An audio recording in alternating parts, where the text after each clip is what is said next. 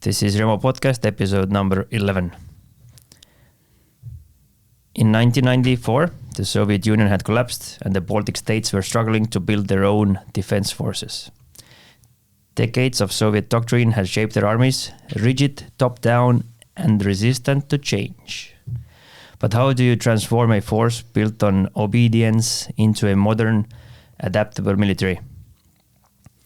Enter a man with decades of experience in one of the world's elite fighting forces, a man who had no plans to have his career behind, but fate had other ideas. One day, he was pulled aside for a job interview under the name Baltic Battalion Project. His first thoughts: where is Latvia? Within months, he found himself on a plane, bound for an unknown land. His mission: to train newly formed Baltic Battalion, Estonian, Latvian, Lithuanian soldiers fresh from Soviet rule. They had military experience, but it was wrong kind. Soviet training taught them to follow orders, not to think for themselves. Now they had to learn a completely different way of fighting. He arrived in November 1994. The training grounds in Latvia, where a Soviet time capsule abandoned equipment, crumbling barracks and training system that barely functioned. But the soldiers, they were eager, determined, yet unprepared for what was coming. We thought we knew everything, one officer later admitted, but we knew nothing. Training began immediately. Small unit tactics, live fire exercises, leadership development, all foreign concepts in Soviet-trained army. For the first time, these men weren't just following orders. They were being trained to take initiative. The goal wasn't just to train soldiers, it was to train instructors, ensuring the knowledge wouldn't disappear when the foreign trainers left. Originally, the mission was 5 months. But as his team worked, it became clear that more needed to be done. In 1996, he was asked simple question: would you stay in Estonia for 6 more months? Without hesitation, he said yes. That yes changed the course of his life. He was sent to battle school in Estonia, Võru, tasked with integrating Western training into Estonian defense forces. But many senior officers, still rooted in Soviet doctrine, resisted change. Training was seen as a formality, not a necessity. Live fire drills were considered risky. Independent thinking was discouraged. He fought against these mindsets, knowing that without reform, Estonia's military would remain unprepared for real conflict. Then came Iraq and Afghanistan. Estonian troops trained under his system were suddenly on the front lines. American officer, skeptical of Eastern European soldiers, were stunned by their competence. Who trained these guys? They asked. The answer? A man who never planned to stay this long.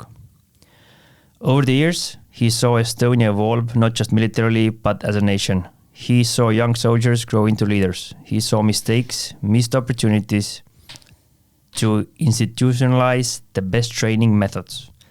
And he saw the cost of freedom. In war, Estonian soldiers fought and died alongside NATO allies.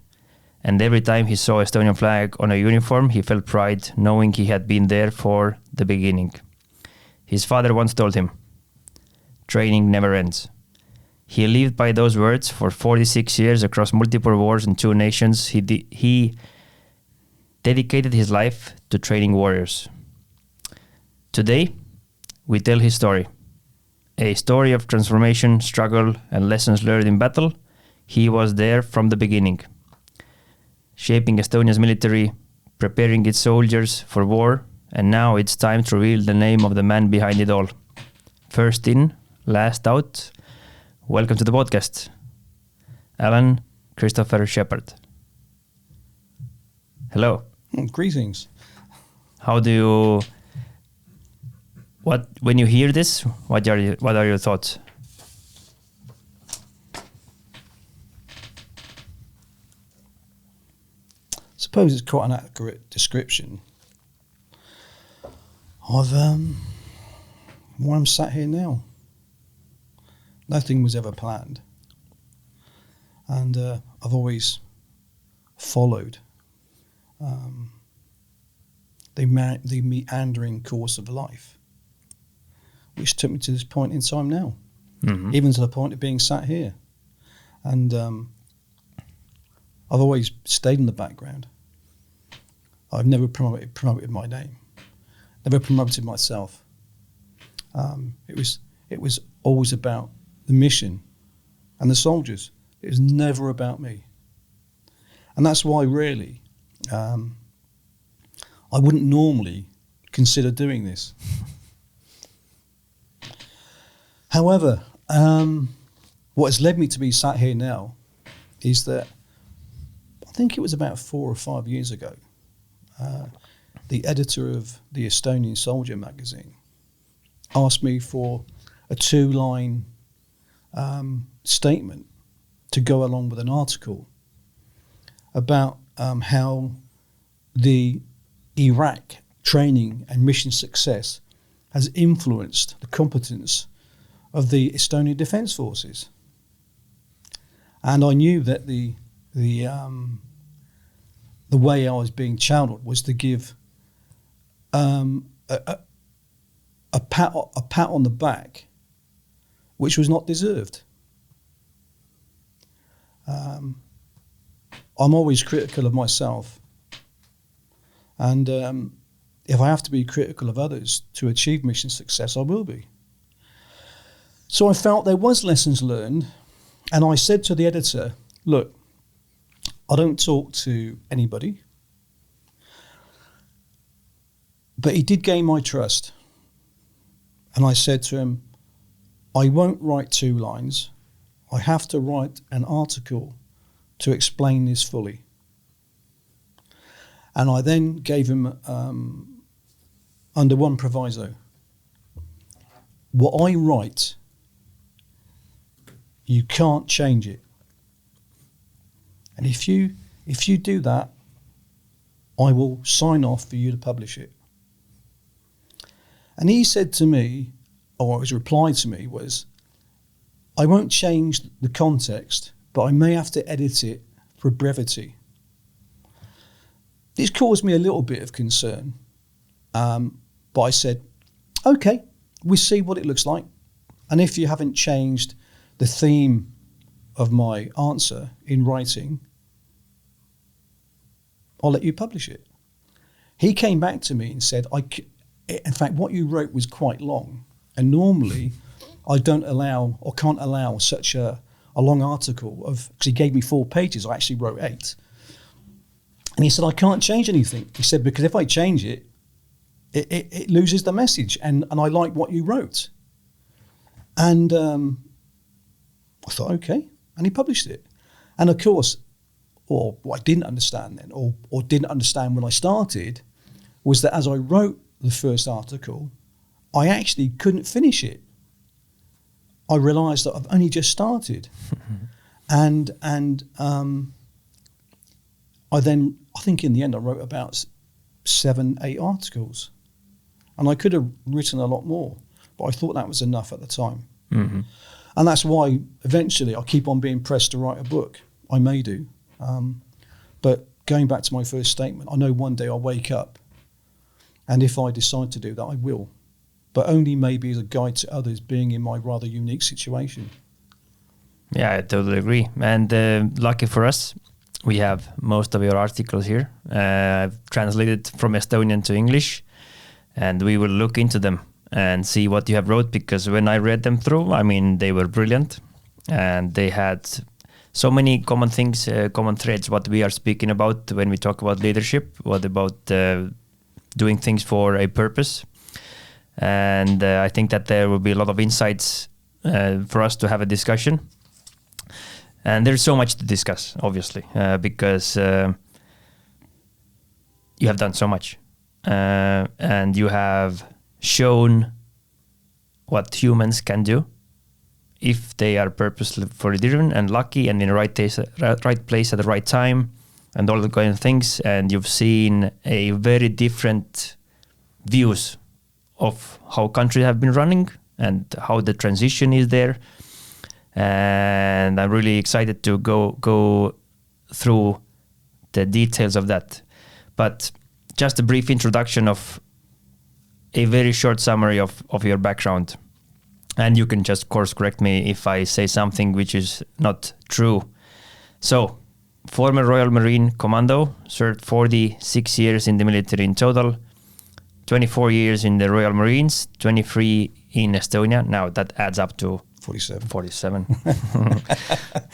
But about right. So you originally came to Estonia just for a deployment, and eventually you ended up staying here for until this day. And I love the quote there, or the idea that the longest tour in NATO, first in and last out, but you still haven't got out, so you're still here. So that's how long one deployment can be.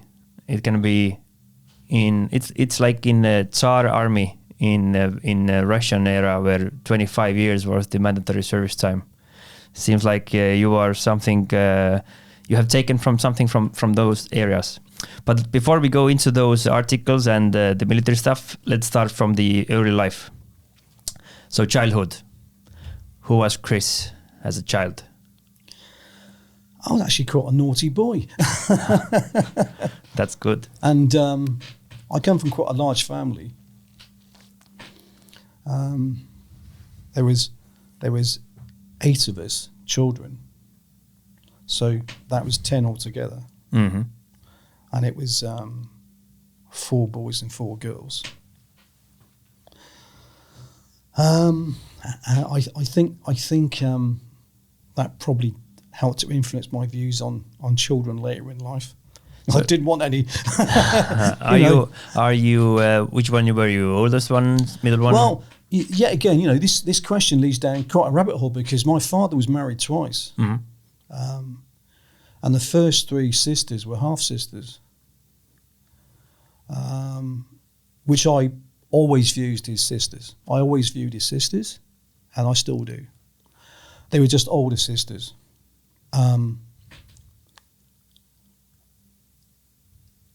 And my father's first wife died of tuberculosis in 1948, which is bizarre, really, because my father married her in 1940 when he was in Bomber Command.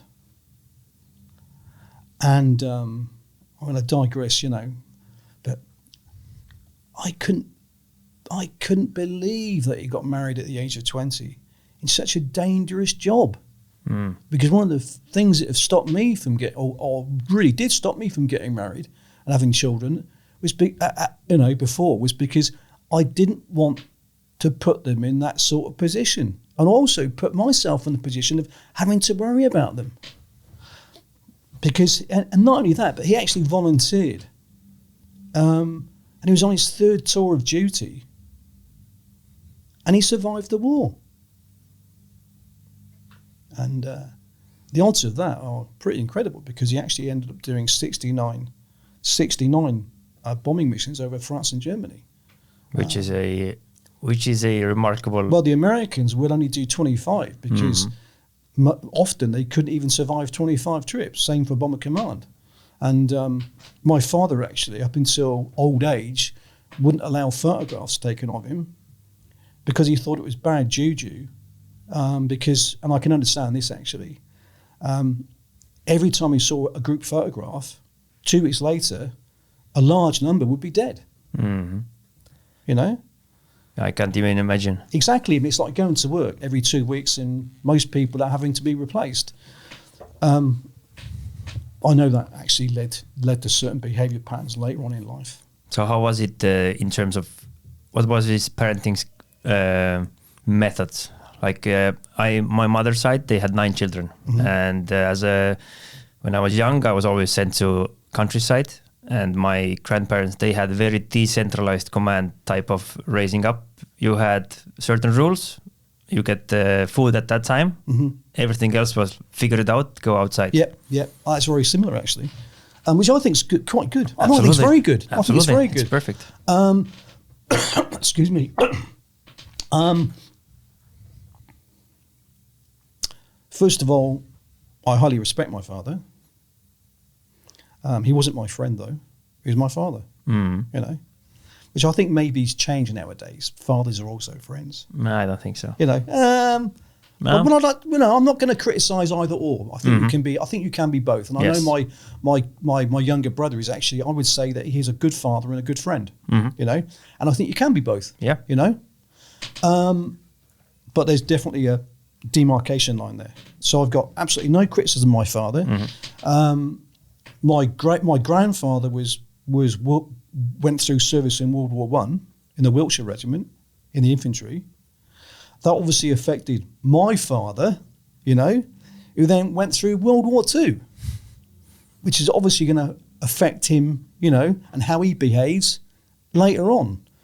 But he was a very fair man, and he had a very hard job to bring up so many children, and he did a very good job. Everybody had a good education. Everybody had a good job. There's no problems in the family. And although we were not rich, we had a roof, we had food, and we had warmth and love. And you can't ask for more. I could even argue that you were rich then. Yeah, I would. Yeah, you're right. Because material goods don't compensate for that. No. And that's probably the problem sometimes. Bad parents try to compensate with, you know, which I think is a perversion. So so the upbringing, how did you get along with your siblings, or what was that looking like? Or is it cover and move, or? Well, no, it's funny enough because I was actually caught in the middle. I was the middle child, you know, and the eldest brother, who's actually dead now, and my second oldest brother, they were a sort of pair, you know, above me. Although I would say growing up, you know, around the ages of, you know, 3, 5, 6, 7 maybe, my older brother, we were more together. But then that drifted apart. My younger brother and sister were younger. And of course the 3 half-sisters were a lot older. So there was a gap. And I think that probably helped me to be quite independent. I certainly didn't do him any harm, you know. So you get along, you had to already start learning how to lead up the chain of command, down the chain of command. Yeah, absolutely. You know, I love my brothers and sisters. They're great people, you know. There's no problems whatsoever. And actually, as the family's reduced in size due to the you live and die, you know, and other things, I would say really what's left of the family now, one of the oldest sisters has died. My eldest brother's died. My eldest sister is in America, been there for a long time in California. I've got a younger sister who's also dispersed. So the 3 brothers now have become actually closer in older age. Although, of course, in my situation, I've been away from home since the age of 17, you know, and I've because of the job, I've really gone home, you know, and it ended up being, you know, really a sort of duty thing to do once or twice a year if I could, which obviously I think led into the fact that it was very easy for me to then come to Estonia. And although I have to admit, I could argue that I've got some regrets if I look back on it. I hate using the word regret. But you can't have everything in life. There's yin and yang to everything. And really, I was quite selfish because I gave up my mother and father who loved me, and then they never really saw me. And of course, it was even worse that I spent so long here. So over the last 30 years, my parents probably saw me for 2 weeks, and of course they're dead now. So, what about your mother? What did you do? Yeah, my mother. Well, it's funny, you know. When I gave her eulogy, she died at 93, you know, and I looked up at eulogy. That's a description of one's life, you know. And I thought, what am I going to write? She was a housewife, you know. She went to the shop, looked after the kids, job done, end of story, you know. And then I thought about it, you know. So when I started my eulogy in the church, I said something like, the introduction was, An eulogy is a description of one's life's work. Well, my mother was not a rocket scientist, implying that, there's much to talk about a rocket scientist, And I then went on to say, but what my mother was actually a mother. And when you're growing up, you don't want a rocket scientist, you want a mother. And she was a very good one. Mm-hmm. So that was her life's work. And she brought up a lot of children. She brought them up well. And I think that was a great and hard job. And also she looked after my father with dementia in later life. So when I finished the eulogy, I said, well, she's a saint. And I believe that. And she was Irish, So actually, I'm an Irish citizen. Okay. That's a good background. And she came from County Mayo in Southern Ireland, and a place called Swinford, which we used to visit as children. I have small remembrance of my Irish grandfather, He died at 60, as did my English grandfather, being on their Irish farm, and actually being scared, milking he showed me that, or tried to get me to milk the cows. Me about 3 years of age, Mm-hmm. What did the Irish farm look like back? What was the time frame? 1960? 1960. Yeah. That'd be 1960, 61. What did it look like? What did the farm life in Ireland look like? Hard work. Hard work. And this was funny, this. Oh, God, this did scare me. My father actually had a motorbike and sidecar. And I'm only a little kid, and I'm in the front seat. And he put a pig in the sidecar with me, Mm-hmm. That's a big thing when you're only such a young guy, Yeah, absolutely. I can remember that clearly, Absolutely. So I can remember milking the cows, and I can remember being in a sidecar on a motorbike with a pig. Mm. Yeah, we had the same one. We had it was Russian bike, obviously. Yeah, but the same type of thing. Same thing. Yeah. And the same type of thing, because my mother's side, they were also farming on the fields, making hay, taking care of the animals. A lot of work. Yeah. A lot of work back in that time. So, what was school like for you? Well, or what was school at that time in general? Well, the first school I went to, I was born actually in Odstock Hospital, which is quite famous because I think actually on that site they've got a unit which is trying to discover the solution to cold, and been doing it for years. And I actually was born 2 months early, so I was a premature baby.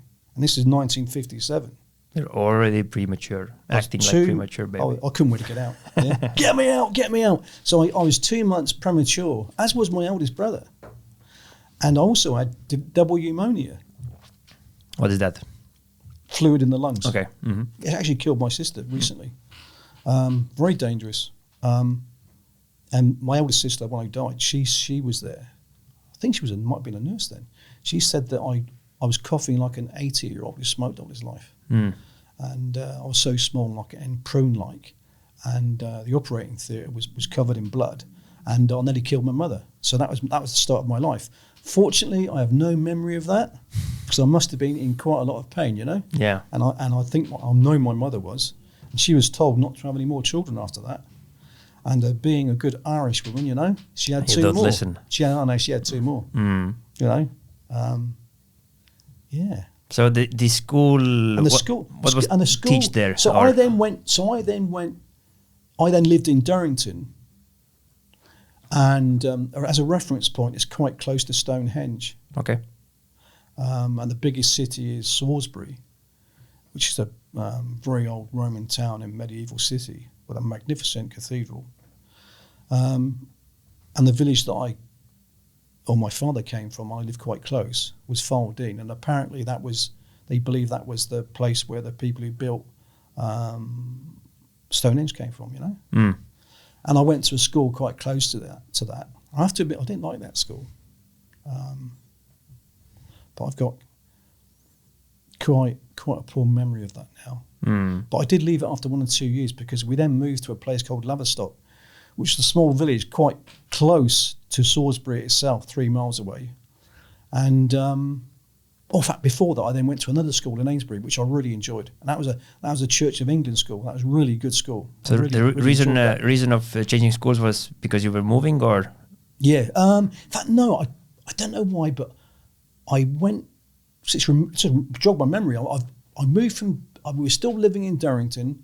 I then went to a school in Amesbury, which I really enjoyed. I was doing really well at. Now, when we moved to Laverstock, there was now a Catholic school, you know, and because I'm a Roman Catholic,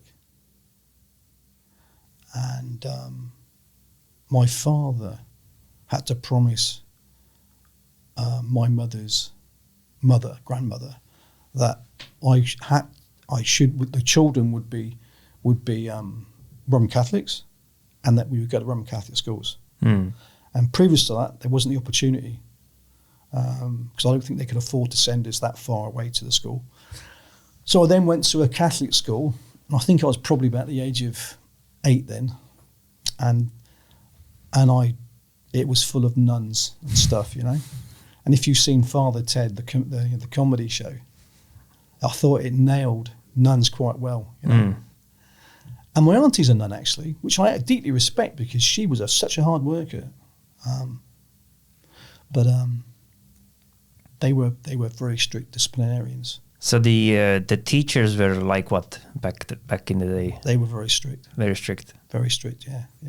So yeah. And they'd hit you on, and then you'd come out, and she I can see it now. She'd hit you with a ruler so fast, you know.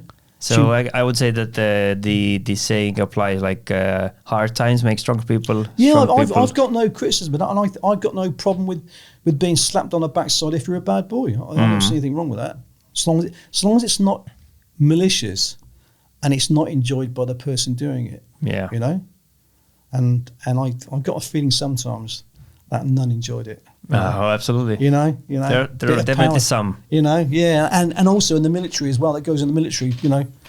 Absolutely. Which we can go into. Some people like order, and they fell in love in the order just for the sake of it. Yeah, exactly. You know, the power that takes over. And of course, also, if you fall out of favour, they might then pick on you.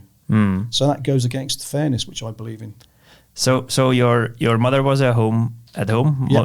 raising children. She was at home raising children, although she did later on, as things, you know, moved away. She got a job in the local school in the kitchen. And what did your father do after the war? My father was an accountant. Okay. He was doing okay, and that's why we were able to then move up the food chain into a nice house. So he only served during the wartime. He joined up, I think, in 1939. He was in the RAF Voluntary Reserve. I know he had to. He wouldn't talk about. I couldn't get him to talk about it, you know. So anything I talk about in this situation with his military service would be what my eldest sister, who seemed to be the font of all knowledge, because she was actually born in 1943. And things started to come out when he died, you know. And she would then tell us little stories, you know. And also, I have got a good memory, and he would say things which I didn't understand when I was younger. When I became older, I did. Yeah, you know? I get it, yeah. And and suddenly I'll have a eureka moment and go, oh, I get it now. But it might be something on TV,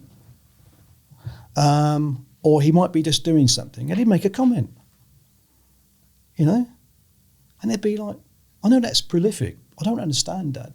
But he wasn't having a conversation with me. It was just like, it would just come out, you know. And I would say it's a trait of a great leader who is a silent leader and observing and only saying when it's necessary. Yeah, he wouldn't, you couldn't, even in later life, I tried to get him to talk. He wouldn't talk. He said, no.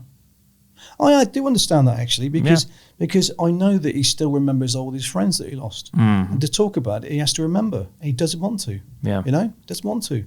I get it. I do get that. But I'm very proud of his service, He got the Distinguished Flying Cross, you know. He became an officer, became a flight lieutenant, you know. I think the biggest mistake he made was leaving. And I think he regretted it, you know. He regretted it. Well, yeah, going from doing something which is so big, Yeah, it was. and then going to accounting, it's a shift. Yeah, and but I also understand why he left, because, you know, there comes because after a war and all of that, you think, I want to, you know, but he did regret it, and he did actually try and join the Australian Air Force. In fact, I think he was offered a commission in the Australian Air Force, but my mother stopped it. And I found out that she said that if you decide to take it up, we're going to get divorced. Or I don't think she even said that word, because you don't get divorced. She said, "I'll take the children back to Ireland, you know, or I'm going to go back to Ireland." Yeah. Because as I later found out, my mother's first fiance was a pilot who was killed, you know, and now she's got all these children, and she feared that my father would die in an aircraft accident, you know. So I can't fault her for that. But of course, if my father had gone to Australia, well, of course, I wouldn't be in this shape or form now, would I? Sure. So it's just part of the dominoes of life. And also, my father, as I found out, was actually was on his 70th mission, and had a nervous breakdown. You know, I don't know if you've seen that film 12 O'Clock High. It's a very good film. It's almost like a documentary. Watch it, 12 O'Clock High, with Gregory Peck. And it tells a story about the American Air Force and about all the problems they had at the start of the war, because they had such great losses and the loss of morale. And they had quite a very strict leader brought in, which was played by Gregory Peck, who then brought in all the good leadership and all the rest of it. And it's actually, I believe that film is actually part of the curriculum at Sandhurst and other officer colleges. They use it as a leadership tool, and then a discussion group on it. I bring it up because at the end of it, the character that is played by the lead actor, he goes to get into the aircraft and his body won't work. His head won't, he can't move. And this actually is a description of what happened to my father. And now normally, if this had happened in his early career, he would have been kicked out of the aircrew, been kicked out of the Air Force probably. But this is on his third tour, and they obviously realised he just pushed himself, and you had to volunteer for your third tour. You'd have a first tour, and if you survived it, they'd give you a good break and then put you on a second one. And the third one, you could volunteer, because after 2 tours of 60, that's it. You'd done your bit. The Americans was 25. So, and as I found out, as I said, the snippets that came out was that aircraft, his crew did not come back. So they died on their 70th mission, and he had that relapse or problem, mental problem, which would not allow his body to move, And of course, if he'd gotten to the aircraft, yet again, I wouldn't be here now. Yeah. You got to respect that he pushed himself until his body went, no more. You've done, What's the most impressive about people like that, in my opinion, is something which is very relatable with my grandfather. He started, so he was, I think, 10, 14, and then eventually they were sent to Siberia. So he picked up sports over there. He became a Far East champion in cycling. Then he was like a, national sportsman of Soviet Union, right? So did a lot of good stuff, and he built his career from being on a not at home. And then when he came back, he worked 4 years in a factory as a forklift driver. it kind of reminds me that how do you, like these days, a lot of soldiers, a lot of people, when they quit service, they lose their mission, they lose their team, they lose their salary, and now nobody's going to tell you, hey, what do you have to do next? What's your next mission? And now my grandfather, and sounding like your father, it's like they now kind of take another job and that they just commit there and they just work it through, just become an accountant. And it's mind-boggling for me how, because if you're in a survival mode like you are in war, it's everything like on a tactical level, everything is very clear what to do, because the only reason what you have to do is to survive. It's very easy to understand, okay, if I do that, I don't survive. If I do this, I survive. So that's the goal. But now if you get back and you are not in a survival mode anymore, how do you find the actual goal and purpose? Because nothing will ever be as impactful or as important as it was when you were dealing with surviving and seeing and being in that environment. And now they choose a job, which is a very simple one, but they do it in compared to that, which is pretty crazy way how to transition and then even excel on that as well. It's crazy like that. And that's something what happened here a lot. People were doing some things and then they work in a factory for 4 years. Well, the crazy thing is, war is awful. It is awful. There's no doubt about it. Military life itself can be awful, you know. But there's a certain buzz from doing something difficult and achieving something and surviving something, you know. And that's why I think you could even get addicted to this. Definitely. And for sure, coming to a full stop and becoming a civilian, I think can be very emotional. And in my case, whilst it was, I mean, we'll get onto this, I'm sure, it was very difficult to change uniforms. Very difficult. But I never had to become a civilian. And because I was dealing with such an enormity of other problems, I never had that civilian problem until I was 64. And then I've earned the right, you know? And I've got no other boss except me. And I will never be a civilian. I'm just retired military. Yeah. And you can't call me a civilian ever. Yeah, absolutely. I take pride in that, you know? Yeah. I've never been a civilian. I love that. You know? That's good. You know? I like it as well. But I fully appreciate and respect the people who take the challenge to leave, you know? And you shouldn't stay in just because you're frightened of, you know, because there are many good things about, you know, getting you what you can from your military experience and transferring it over to civilian life. You know, nothing wrong with that. You know, you can have the best of both worlds. But I do agree that if you leave the military, you can find it difficult, very difficult to fit in. But what I've noticed, that people that have problems are the people who live in the past, you know. They get stuck. They live in the past, you know. So, and the irony is, even though I changed uniforms, I made a definite point of never talking about the Royal Marines.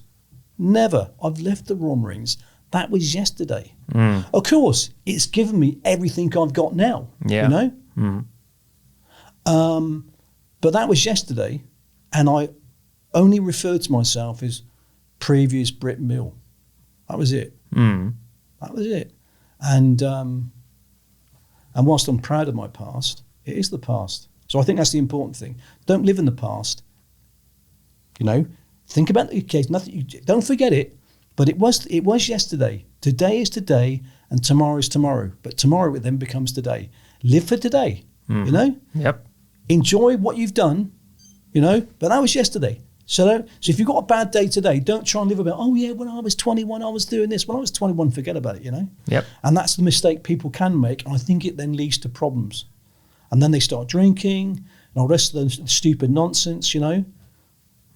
So, but I do understand. So how was talking about drinking? What about your high school before joining the military? How did you see? How were you introduced to alcohol? Okay, that's a good question. That I had my first drink in an Irish pub about the age of 8 or 9. Because in Ireland, it's a completely different, you know. I remember drinking a pint of Guinness in an Irish pub with my uncle. He was a great guy. They could do that,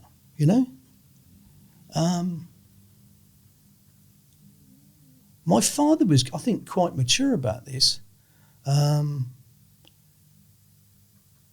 Obviously, he didn't give you beer and alcohol underage, I certainly did drink under the age of 18 because you did, didn't you, when you were a teenager? Yeah. And I actually had my first job at 12 and a half. So I did have some money, What was the first job? My first job my father got me. My father, you see, also was the secretary of this big firm. Mm-hmm. And he also hired people, And I suppose it was nepotism. Both my older brothers got jobs in the shop. It's a massive big shop, Mm-hmm. And I think he was trying to teach me a lesson, And he got me a job in the builder's yard. And that was a dirty, labouring job, And I was only 12 and a half. I was little, not the world's biggest man, Mm-hmm. I was a little kid. I remember the first day, it was funny. So I'm 12 and a half, about 4 foot nothing. He put me in my Sunday best clothes, just dropped me off, gave me to the site foreman, and all these men are just laughing at me. They're laughing at me, Especially in my Sunday best. Because I'm lifting bags of cement, I'm cleaning toilets, I'm sweeping the yard, I'm unloading lorries, and some of these lorries had, they had like big rods of iron, big metal sheets, which were very sharp. But the funny thing was, I did a good job. And I was lifting weights that the men were lifting. They didn't, treat me like a child. I had to do what they were doing. Mm-hmm. And I won them over, And of course, next time I went, I then wore some proper clothes, And I enjoyed it. So from there on, you started working? Well, I was working. I actually started work from the age of 12 and a half until 64. So I had the weekend Saturday job, and that paid me. Again, my father, because he also paid the people, Yeah. being like accountant, he gave me 50 pence. That's about 60 cents euro now for a day's work, hard work, But 50 pence to me was what I used to get on my birthday from my father. So that was, and I suppose 50 pence then is about maybe six euros now, So an interesting question that popped into my mind is like, what was like, it was like, I don't know, 10, 20, 30 years after the Second World War, what was the overall, like, what was in the air? Like, how much was remembered that, hey, we just survived the war? What was that somehow in every people's mind in some way or form? No. No? No. I would say that, first of all,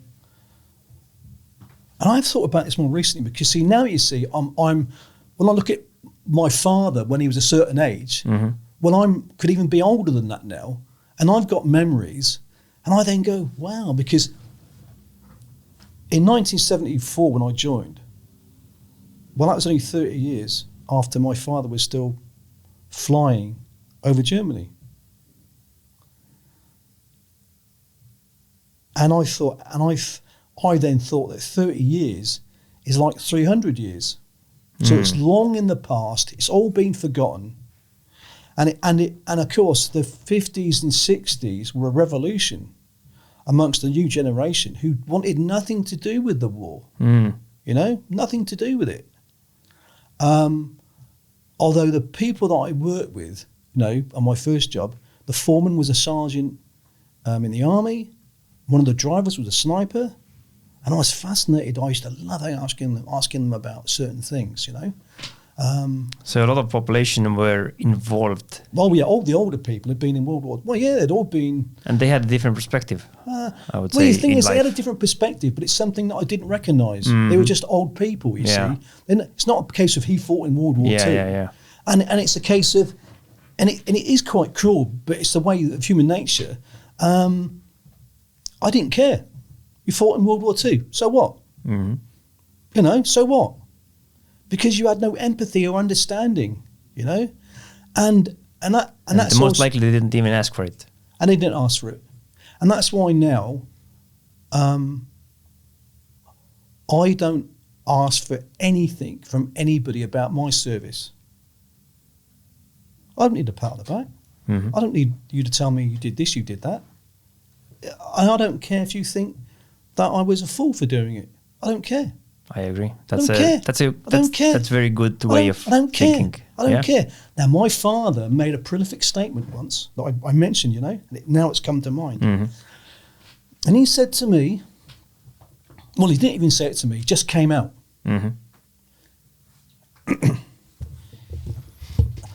He said, excuse me, I think it may have been brought on by the fact that I might have asked him about his Distinguished Flying Cross.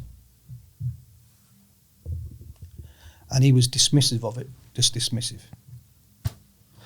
And he then reflected on the fact that many people who deserve medals don't get them because nobody sees what they do. He then went on to say, you know what you did, that has to be enough.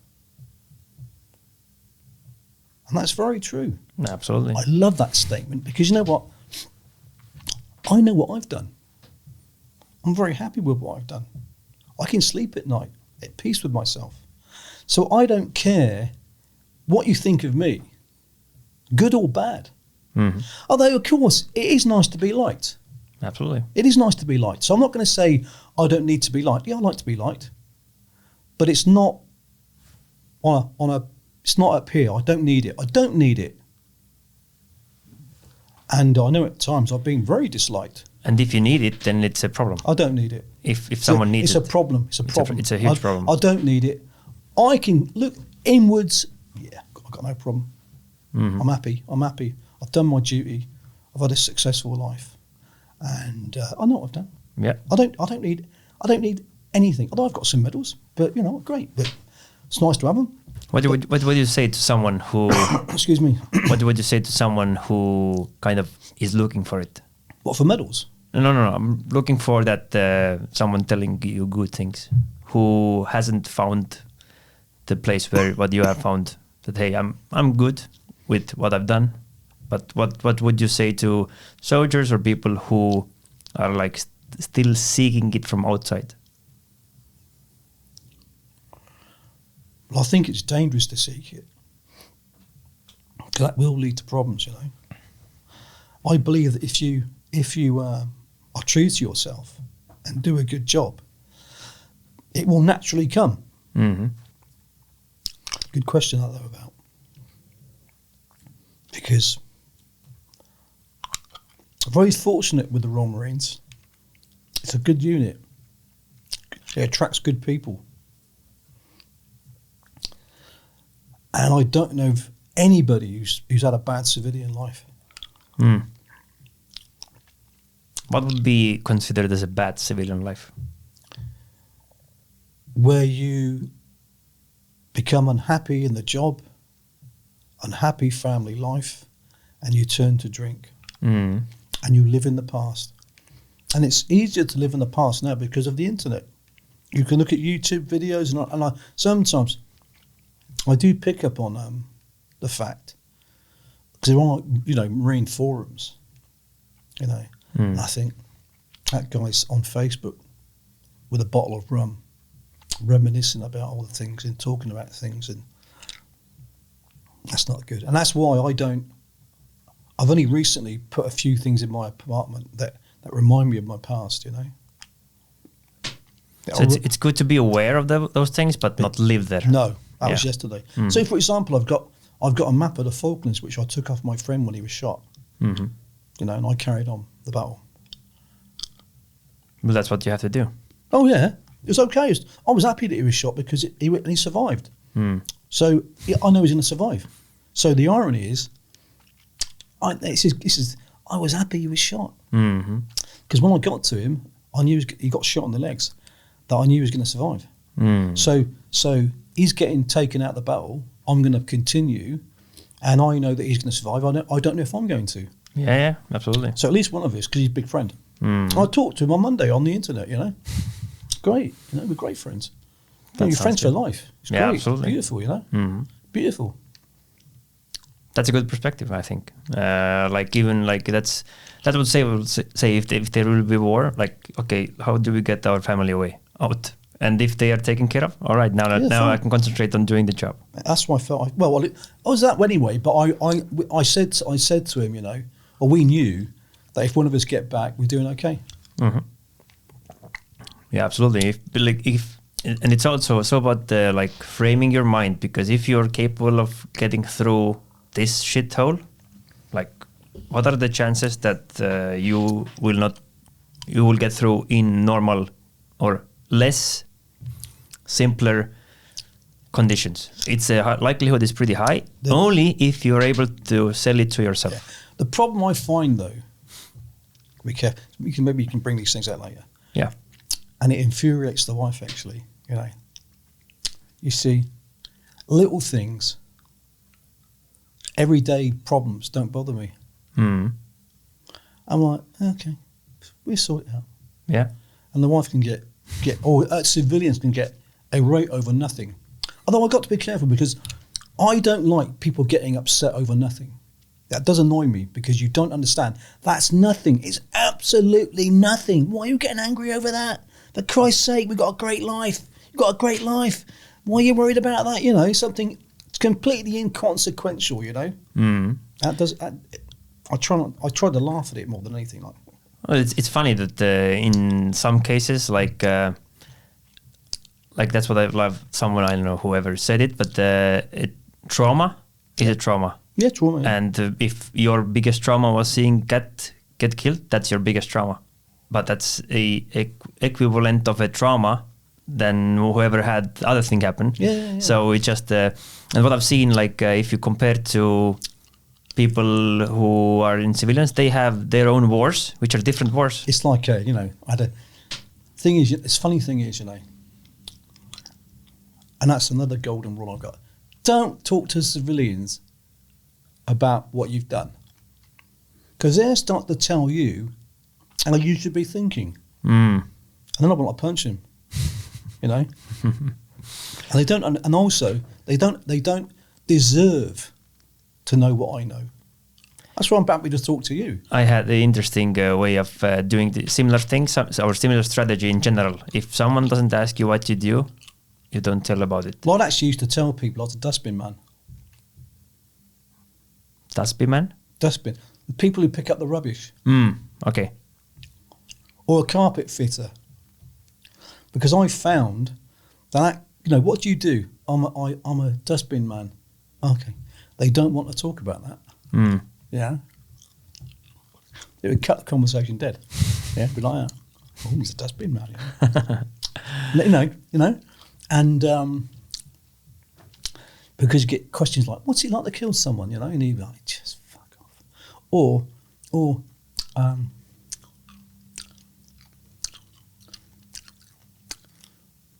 it must be awful. What's it like to see a dead body, And then they start telling you how you should feel.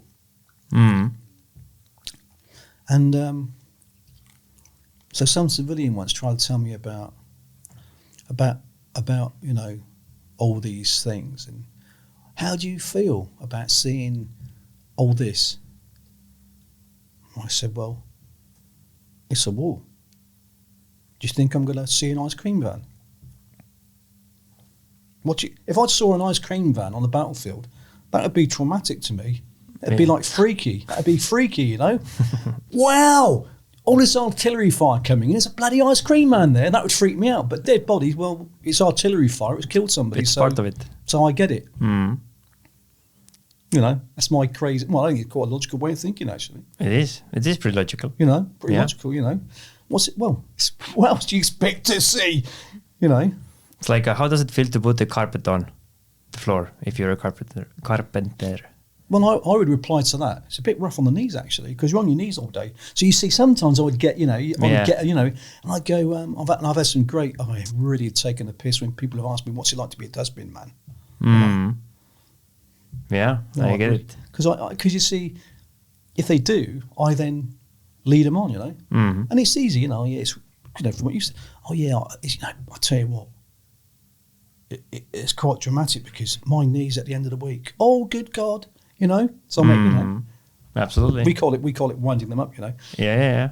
Yeah, I like to wind civilians up. That's good. It's a game. It's a game, yes. You have to make it a game. It's a game. Okay. So the question was, what do you tell to a person who hasn't done, who thinks that what they've done is not good enough? They're looking or seeking it from outside.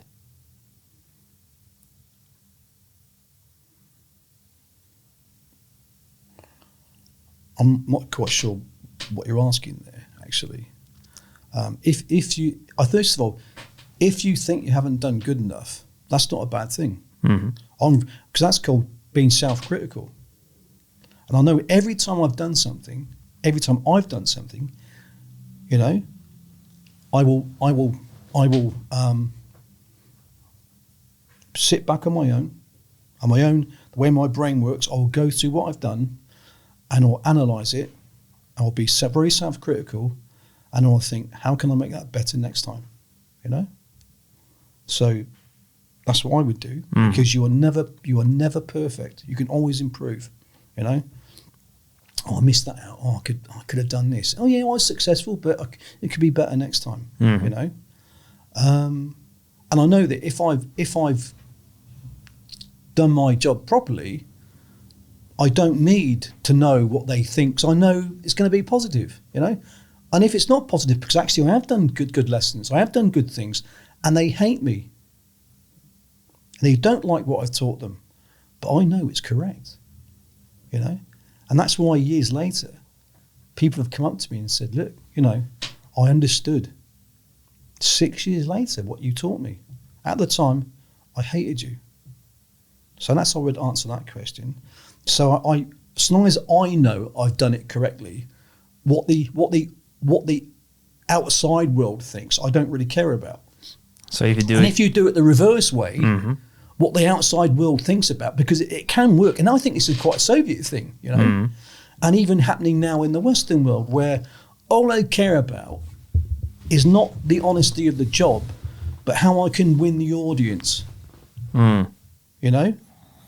And it can even be like I will say what I need to say to win an election. It's more of like you're doing it for the wrong reasons. For the wrong reasons, you know. So that's why I've got a simple rule where I don't care, as a simple rule, what they think of me, as long as I believe in what I've done is correct.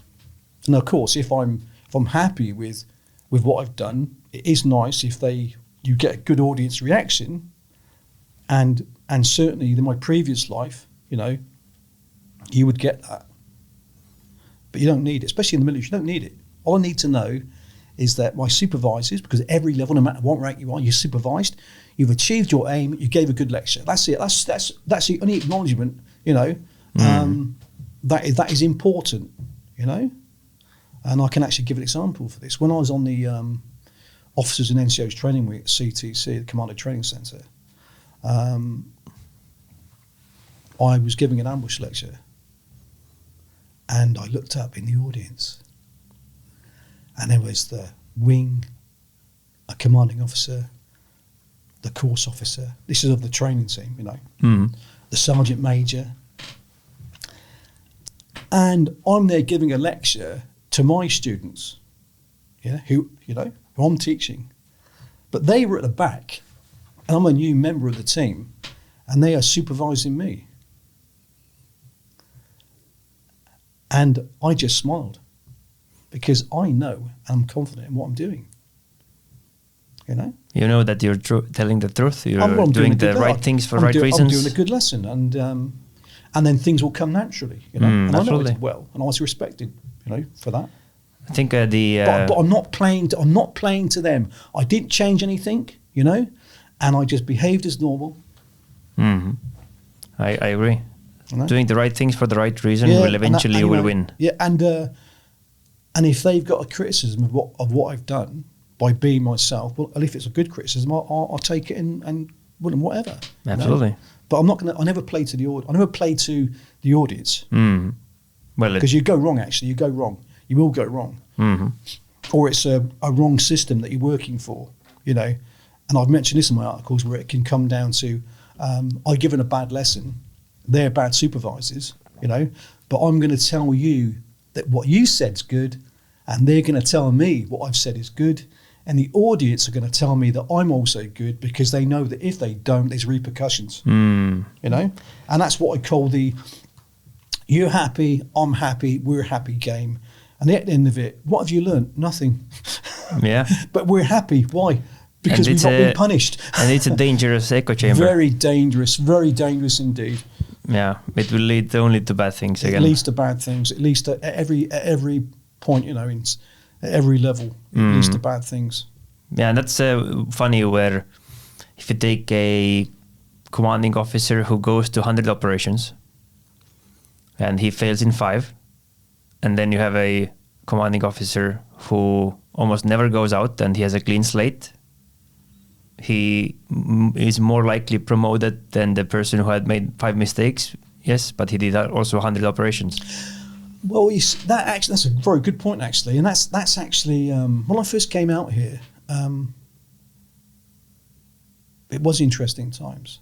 Sort of leaving ahead of, I suppose, forward, but it's an interesting point. Yeah. If you don't do anything, you can't make a mistake. And this leads to, certainly within a leadership point of view, where nobody takes responsibility for anything and nothing gets done. But nobody's responsible. And this was the way that the Soviet system worked, and they called it the dead circle. And I do see it happening, creeping into the Western world, you know. Very dangerous. The dead circle is a good way of putting it. I like that, the dead circle. I now call it the circle of shit. That's also a good one. And it's still prevalent. It's still prevalent, actually. It's still prevalent. Not so much, but it's still there, you know. So you were working, you were doing things. Eventually you did that through until you get to the actual military. How do you get to the military? How did I join the Marines? Yeah. Excuse me. And what was the age? Well, actually, I was 17 in 13 days. I just had my I joined in October the 29th of 1974, and I was 17 on October the 16th. I was going to join the RAF. I had every intention of joining the RAF. I certainly wasn't going to join the army. And I in the infantry, you know, no way. And I was in the Air Cadets for 4 years. So I used to wear RAF uniform and go to RAF camps, and I even got my RAF marksman, which was an adult qualification in the serving Air Force at 14 with a 303 rifle. But what changed my life was the Royal Marines came to my school. At the age of? I was 16. So I was leaving school that year. And I had applied to join the Air Force. I was going to, certainly. And I don't think I even knew the Royal Marines existed. Because they keep quite low profile, actually. I think they keep too much of a low profile. I think it's inhibited a lot, actually. They've made some mistakes there. I think they've rectified it now. They came, and I didn't. Royal Marines, Royal Marine Commandos. Now I knew they were commandos because they were in the comic books, you know, and there were commando magazines. Okay. And they came and they did an unarmed combat demonstration. Before this sergeant came on, and he just captivated the audience, who actually were quite rebellious. And he stood there and he looked at them and they all went quiet. And he then gave a very good speech about the history of the Royal Marines and what they do now. And then, to me, what looked like guerrillas came on and started throwing each other around, you know. And it was a brilliant demonstration of unarmed combat. And he finished it with typical Royal Marine humour. They then had one of the guys dressed as a woman with a dress on, and she came on with a handbag and beat them all up.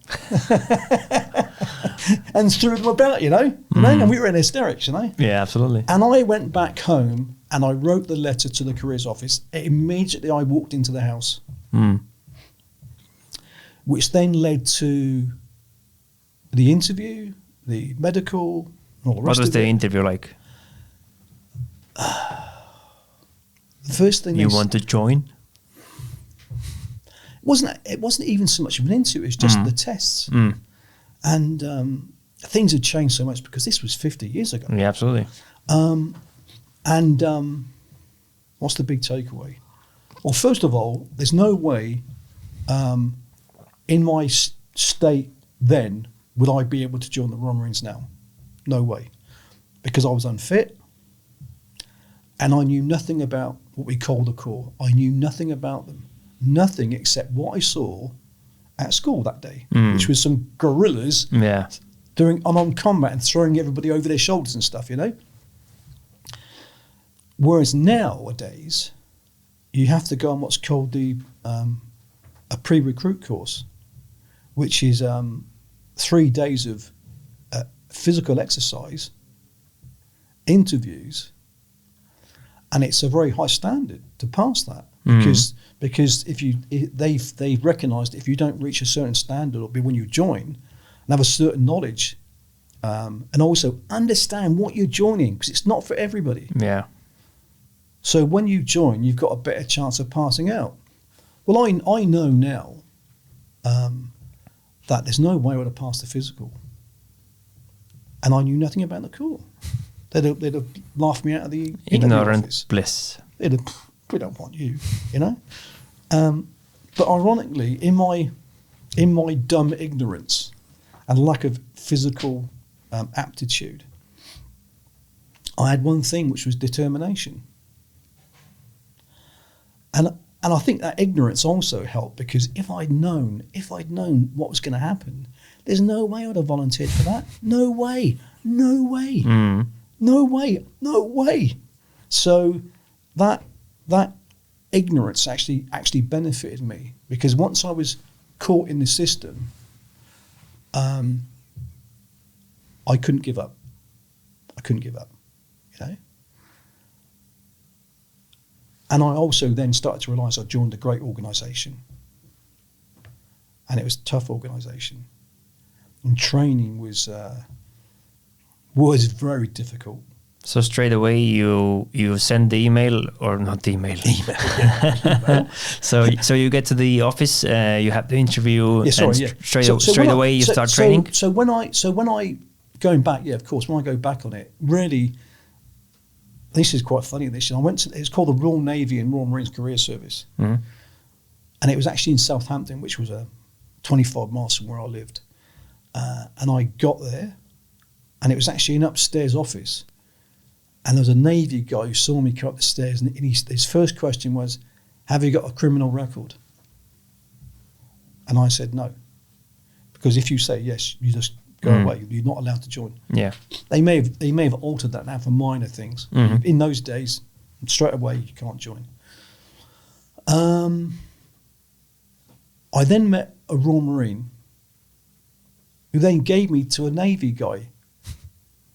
Which at the time I'm a kid. Yeah. I'm just following everything I'm told to do, and I'm only in later life.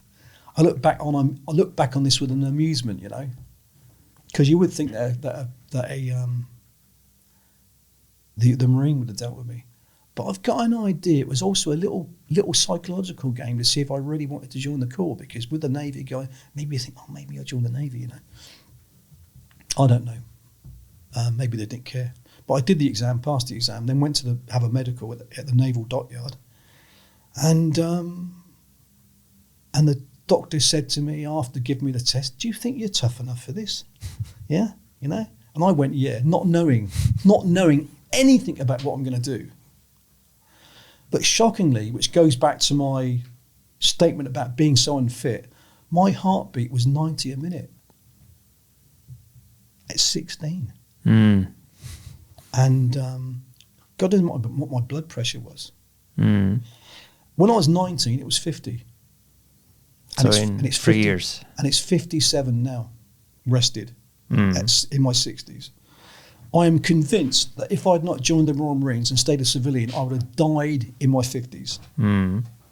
So now you get the paperwork done, the examinations. Paperwork's done. When does the job start? I get a letter sometime afterwards saying that we've been accepted. Then school is over? School's over. I've got a job. I can go straight. My part-time job I can go straight into is full-time job. I get the letter back saying I've been accepted. It gives me a date and the joining instructions. And I literally worked in Civilian Street, and I left the job on a Friday, and on the Tuesday of the following week, which was the 29th of October, I got on the train to Deal, because there was the Royal Marines Depot Deal, which did the initial induction in those days. And I joined a recruit troop, which was then numbered 73 recruit troop.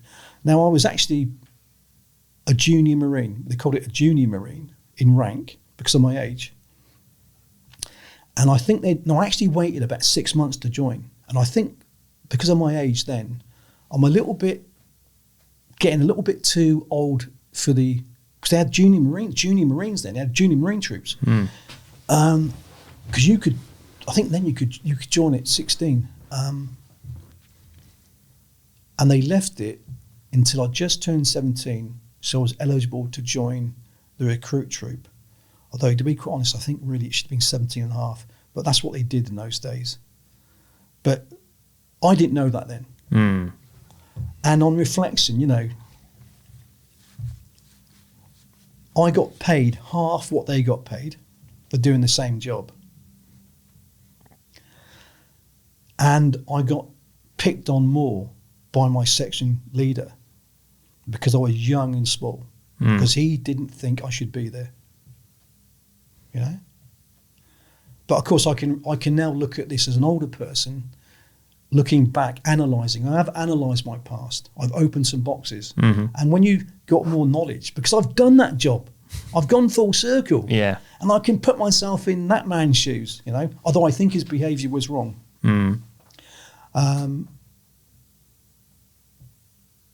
So that's what brought me to joining up when I joined up. And now you're in. And what does that look like? Oh, what did it look like? Oh, God, that's a good question, that. Well, you're caught up in the whirlwind of it, And it's not like the videos you see on YouTube, because I think it's a good reference point for the new generation, and certainly even myself. I can compare it to something I've seen on TV or a film. And the first time I got shot at properly, I thought, this is just like the movie Apocalypse Now. And that's bizarre, in a battlefield. Oh, I've seen this in a movie, you know? And how far off was that from the joining? 7 years. 7 years later.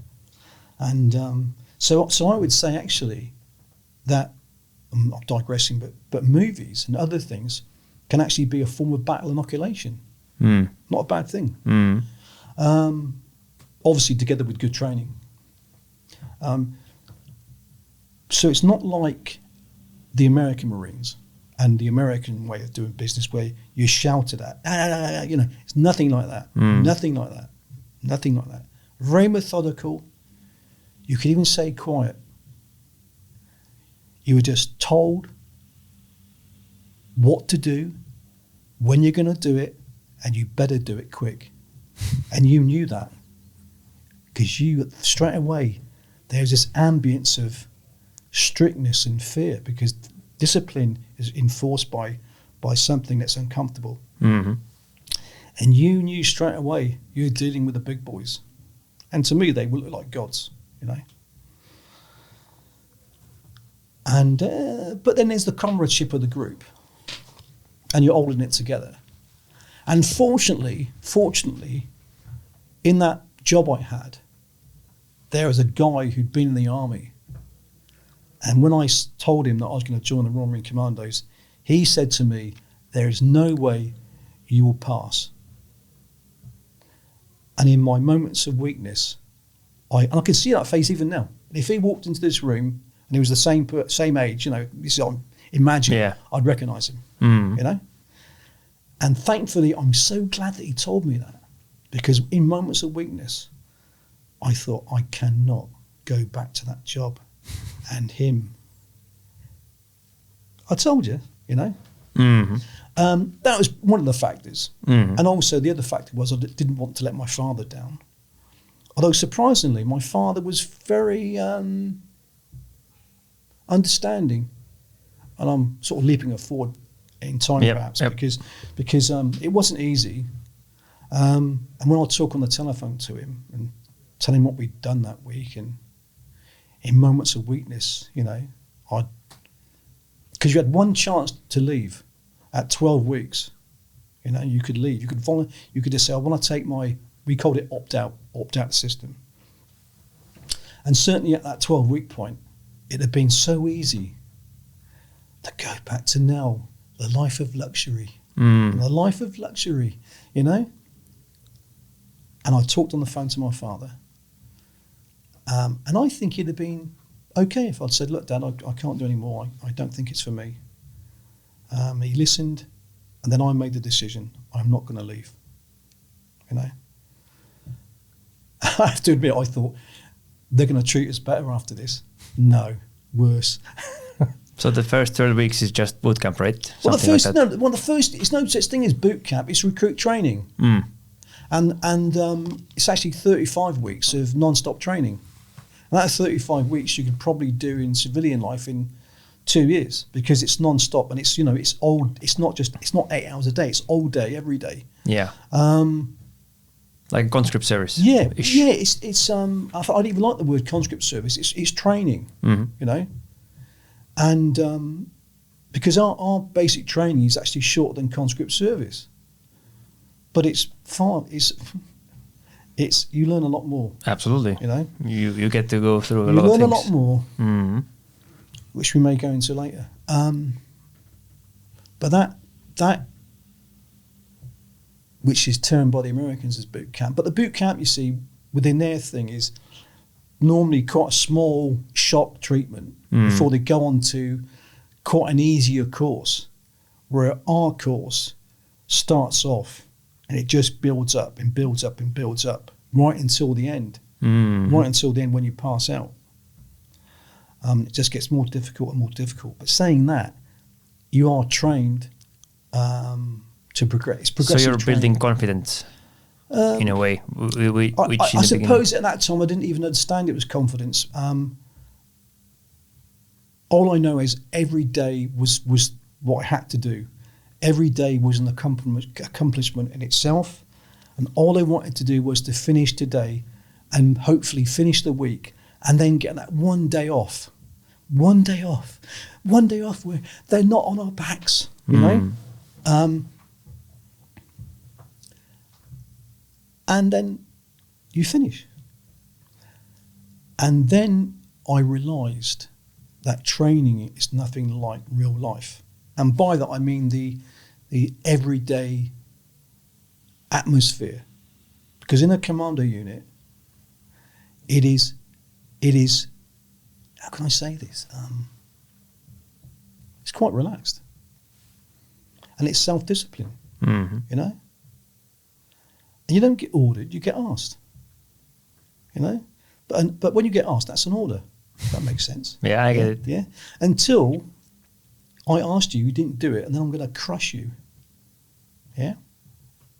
And also what's good is there's peer group pressure.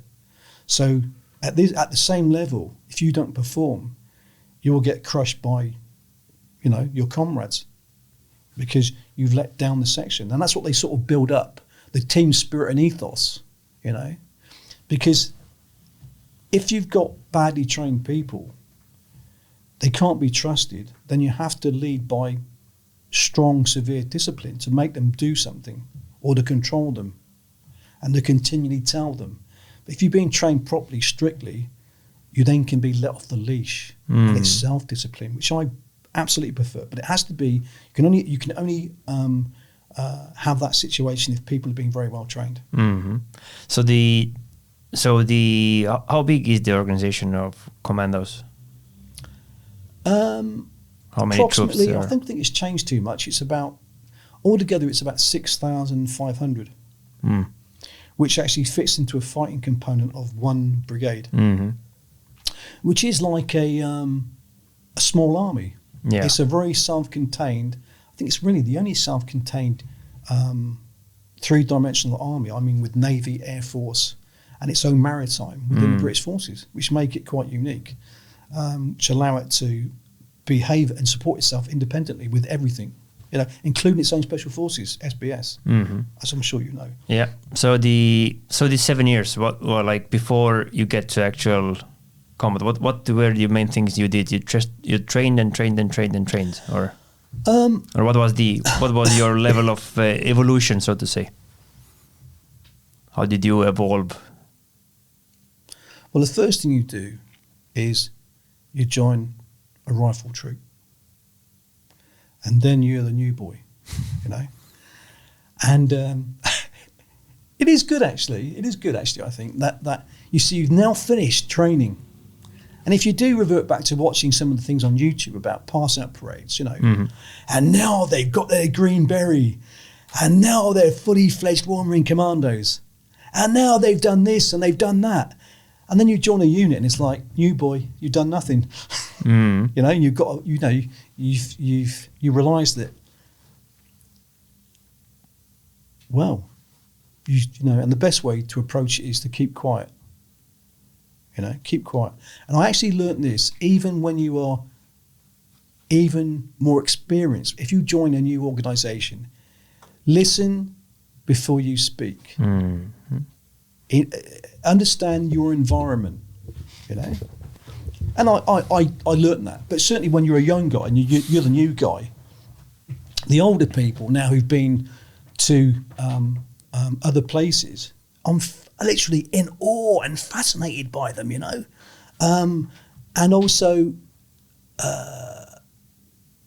when I joined, it was only after the brigade had been released from its mission in Singapore, because 3 Commander Brigade used to be a jungle-orientated brigade, and it was based in Singapore. So all the older guys, and it's quite funny, all the older guys, we're talking now, I'm 17, they're 21, old guy, 21, yeah, exactly. Yeah.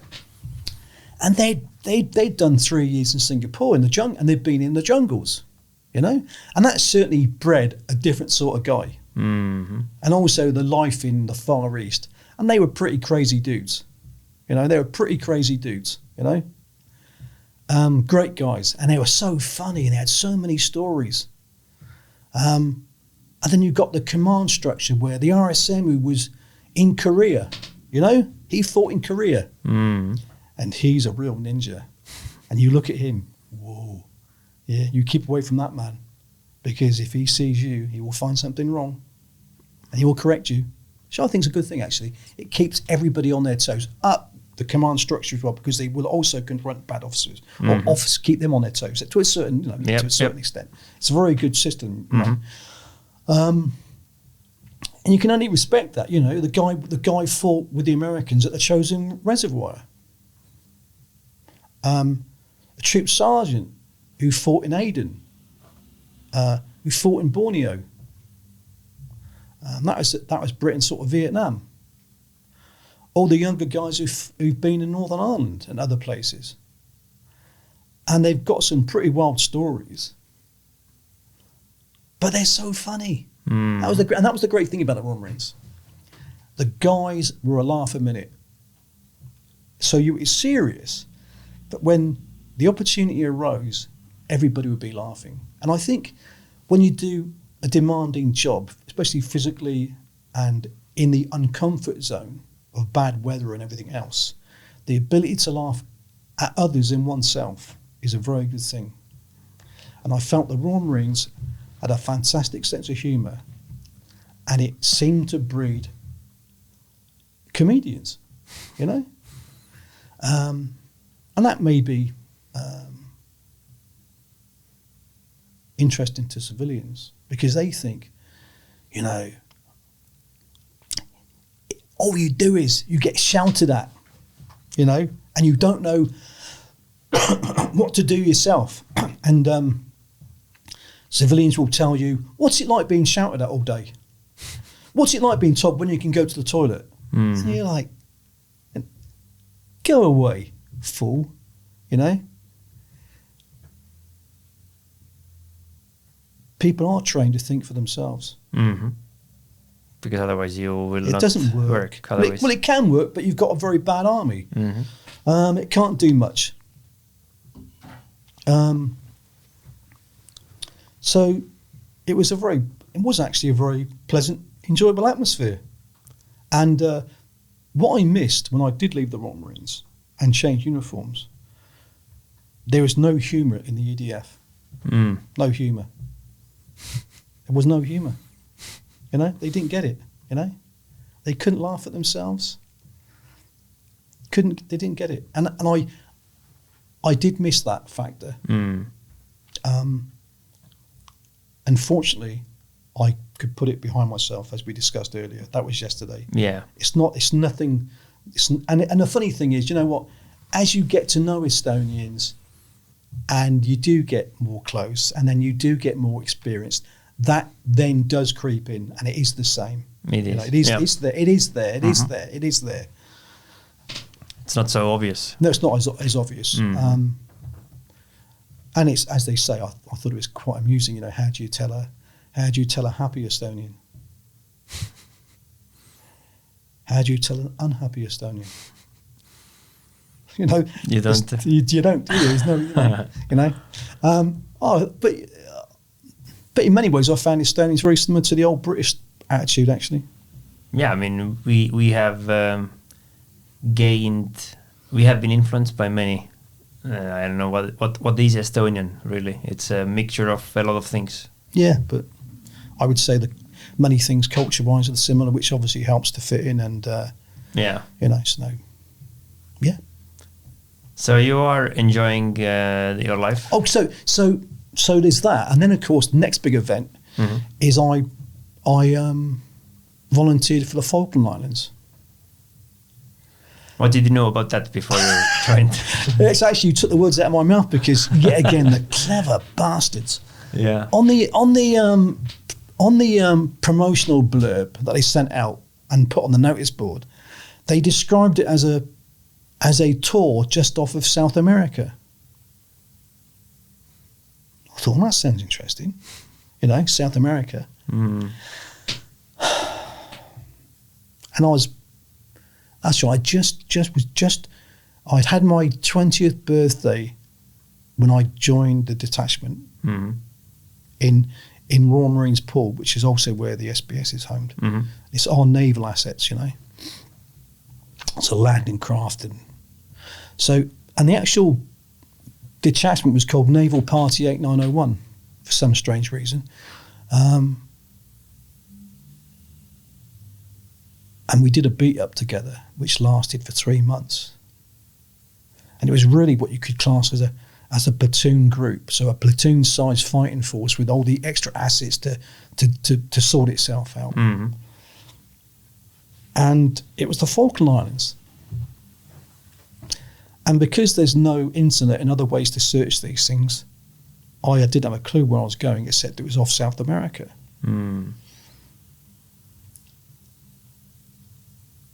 And when we got there, it's actually more like an outer Hebrides island off off the north of Scotland, in the North Sea, and it's a barren island. It's a barren island. There's no trees. There's constant wind. The weather's terrible, and there's a small group of people who live on the side of a hill called Stanley, in what I can only describe as a shanty town. And our accommodation was an old wireless station at Moody Brook.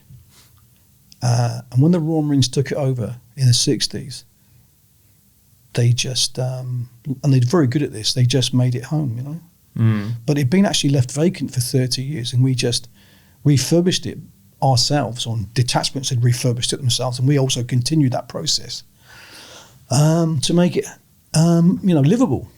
But I remember, for example, the top frames of the windows, which you could open, never shut properly, so they would constantly bang, And it's funny because your brain could cut this out. So for 1 year, the windows didn't shut, and it's windy, and it's cold. There's no TV, there's no radio. And it wasn't South America as I knew it. Although we had a great detachment, and that yet again made it a very interesting tour, because my boss was Major Ewan Sudbury Taylor, and if you look him up on the internet, you find he's had a great history, and was also played quite a significant role in the Falklands War. And of course, we actually went there as a detachment to be a token force to let Argentina know that it was British, and there was a deterrent force. I have to admit, I never expected it to, develop into anything more than that. Although every detachment, is on a sort of war footing, because you have ammunition lockers in the corridors. So if you get called to an alarm, you can just open your locker and take out all your bandoliers and stuff and equipment. And I think actually the British government didn't tell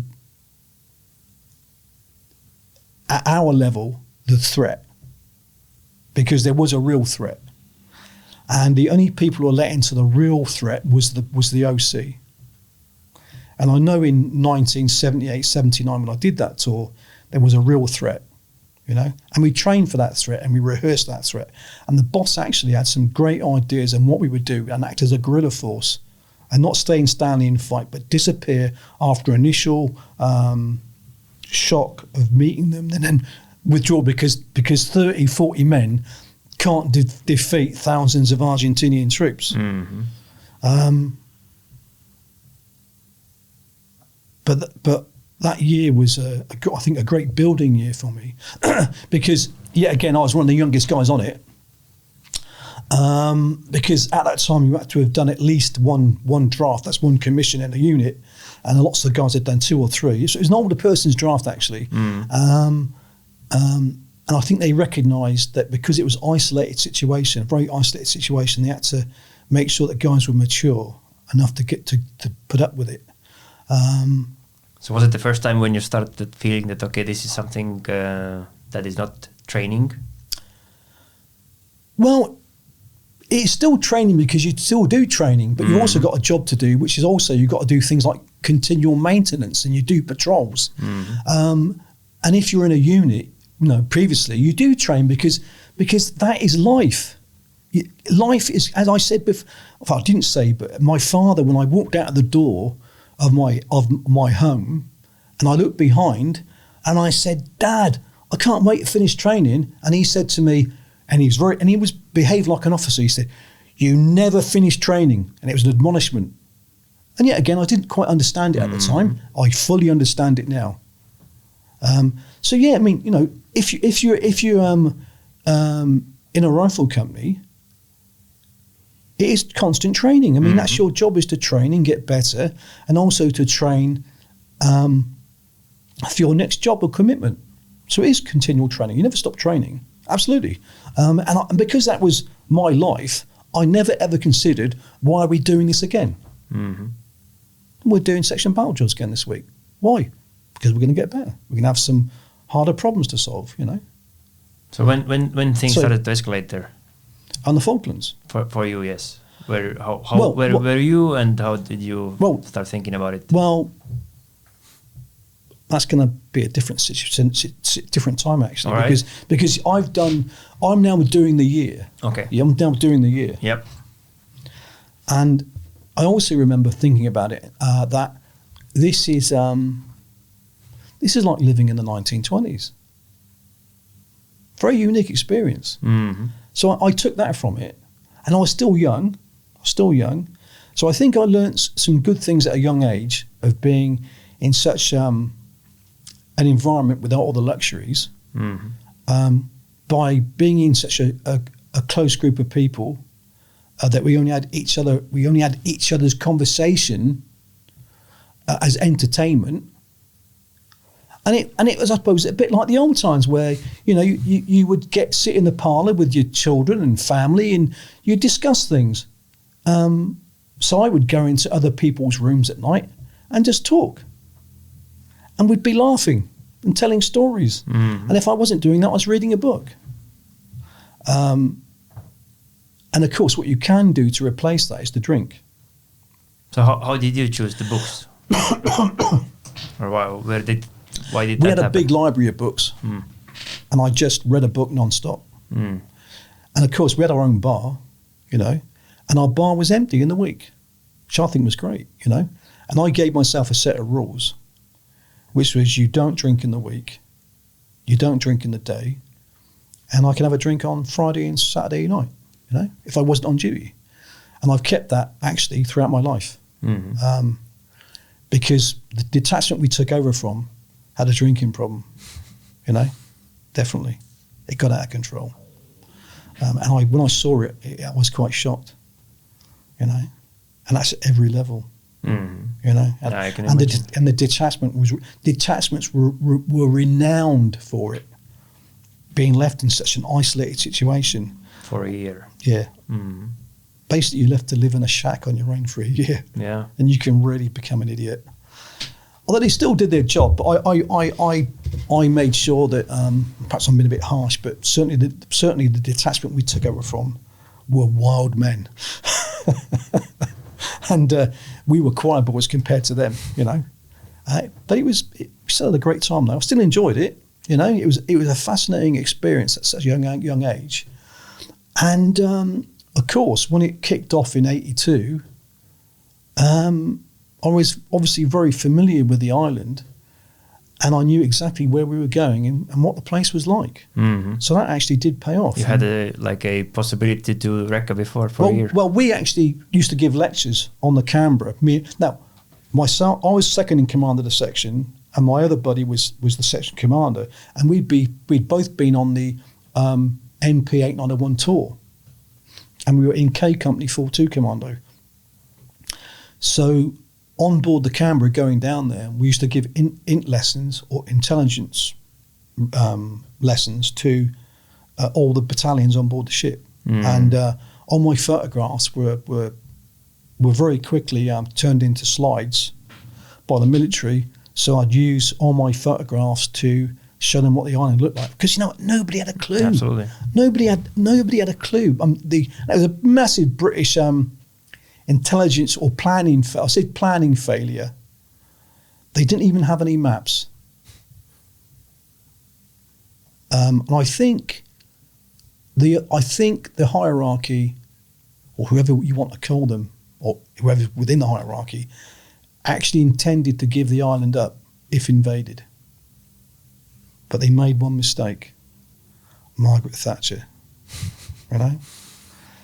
But perhaps we should go on to that at a later time, and I'll talk about the second experience. So yeah, sure, at different time. So in between those, how many years we have? So now I've done. You did the 1 year there. I've done you come 1 back. year in the Falkland Islands. You come back, and I then came back, and I'm now. I was 21. I was 21 in the Falkland Islands, and I came back and I joined 42 Commando. joined K Company. And the difference is? Or just a shift of? Well, now it's just back into a full-size commando unit, back into a rifle company, which I really enjoyed. And I went to Hong Kong. Fantastic. So I've been in this bleak island, for a year. And after a few months, we went to Hong Kong for an emergency tour on the border to catch illegal immigrants coming across from China, which they had a big problem with. So they had a resident battalion out there, and they couldn't cope with the problem. We were on emergency battalion standby, and now that's normally for Northern Ireland. So normally you get called to go to Northern Ireland during that time, but we got recalled to go to Hong Kong. Other side of the world. Oh, I love that. I love the Far East. So how long were you there? 3 months. It was a shame because the governor asked yet again at the highest levels, the government of UK, if we could stay there for 2 years because we'd done such a good job. We were catching more people than we were catching 3 to 4 times more illegals than any army regiment were catching. And also we didn't cause any problems with the locals because sometimes some units can behave stupidly, whereas we always found that we get on well with people, unless they provoke us, and then it's different. But normally we're happy, likeable, get on with people. I love the Chinese. We had a great time with the Chinese people. I enjoyed the job because it was a real job. It was doing ambushes every night in the jungles and the tracks, and the Chinese border is there, and there's a massive river, And you could do the real thing. It was a real thing with real people, real thing, real people, real job, and it was mainly working at night. You then came back in the morning. I used to sleep outside on the grass on a mattress, get a great suntan sleeping as well, concurrent activity, and go for a run in the afternoon, and then get ready to go out again at night.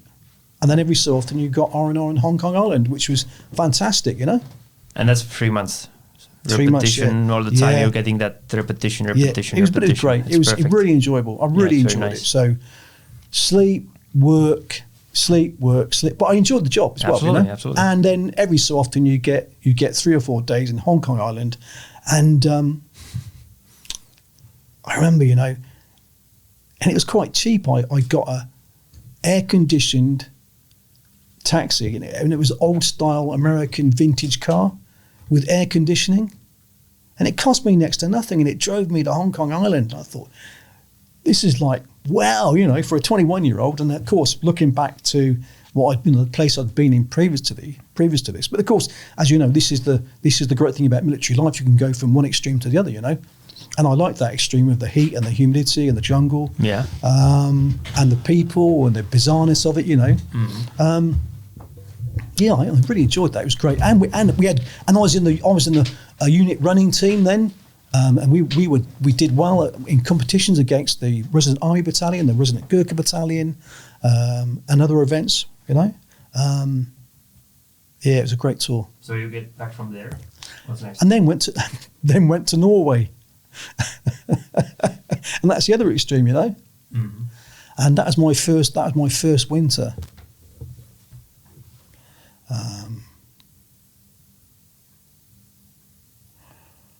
And I ended up doing 6 rifle company winters in Norway. 6 consecutive ones? Yeah, 6 consecutive. So the next, how long were those? 3 months. You left the UK. I started to forget that New Year's ever existed, because you'd have Christmas leave. And it was always at the back of my mind, because just as soon as Christmas finished, you were packing your bags, and you were then going to probably get on a ship just at the end of December and get to Norway in the first week of January. and then it would be literally non-stop until the end of March, beginning of April. So you'd have 3 months in the snow. And I do mean in the snow because the way we lived, I did send some photographs actually to you, just to give you maybe a flavour, you know, because sometimes it's quite hard to describe. But you know, you've got the tech mantle, you know, the canvas cape or square triangular thing you've got, you know. Well, that's what we had, and we would put 6 or 7 together, and we called them a 6-man or 7-man tent sheet, which would form a roof, and you then dig a hole in the snow. And I'm simplifying it because it was a tactical thing, and it was completely camouflaged. And you then live in a hole in the ground in the snow, and it was very cramped. But in that, you slept and you cooked, and it enclosed any light. And then from that, you patrolled and did your normal business. What was your overall purpose there as a unit? Well, our purpose of the unit was, first of all, was to act as a commando battalion working in the Arctic environment, and to secure mountain passes and other things, securing the northern flank against the threat. And we know where the threat was coming from. Yeah. You know, without using that word, I try to use that word. Sure. And of course, the first year, you are doing your Arctic warfare course, and that revolves around learning to ski. And that's one of the quite unique things about us, because really we were alpine troops as well, you know. If you had, you know, army troops out there, they always stayed on the roads. And whilst they may have had skis or snowshoes, they couldn't ski. And that then meant that they were very limited in what they could do. Whereas we were in the mountains, and we basically were on our own with what we could carry. So you had to learn to ski. And as you learned to ski, you also learned how to live in the Arctic. And each week is a different method. So the first week, as you're learning to ski, you had a 10-man tent. And that, as I later found out, was sheer luxury, you know? And you stay out at night, you learn all the routines at night, like the things like where to piss, you know? And we would have things like a piss tree. Because as you can imagine, if there's not a discipline in where you do that, when you take snow to make water, we know what can happen next. So it's, you know, it's a small example, you know. Your administration in the field, how to cook your rations, what to wear, how to wear it, how to make sure you don't get too hot or too cold, you know. Very important things. If you can't do, you're going to suffer, because that environment will kill you very quickly. And if you take your gloves off, virtually straight away, you've got pains in your fingers, and it's real pain. And so I can only imagine that if you lose your gloves and you're in an environment on your own, you will get frostbite very quickly. And then because you're out at night, you then also do night skiing. The second week is more skiing, and now you're learning to live in a tent sheet, which is as a rifle company is your only way of living. And that's a tent sheet, you know, which is as I said, just a hole in the ground with a piece of canvas spread over the top and secured with snow and string, which you slide it in and out of. More skiing, and then the next week you do a survival week. You learn to build a shelter with the trees, and you also learn how to build a snow hole. So it's pretty much you're learning there how to survive, how to operate. How to ski and live. That's what you do in the first 3 weeks, how to ski and live. And then after that, you then start to do section and troop tactics. So then you progress from that, and then you've got a certain ability to ski. And of course, you're skiing with all your equipment, you know. So yet again, it's a pretty rough rough and tumble way to learn, but you're going to learn very quickly because Absolutely. once you've got the basics done, you're now going to carry all your equipment.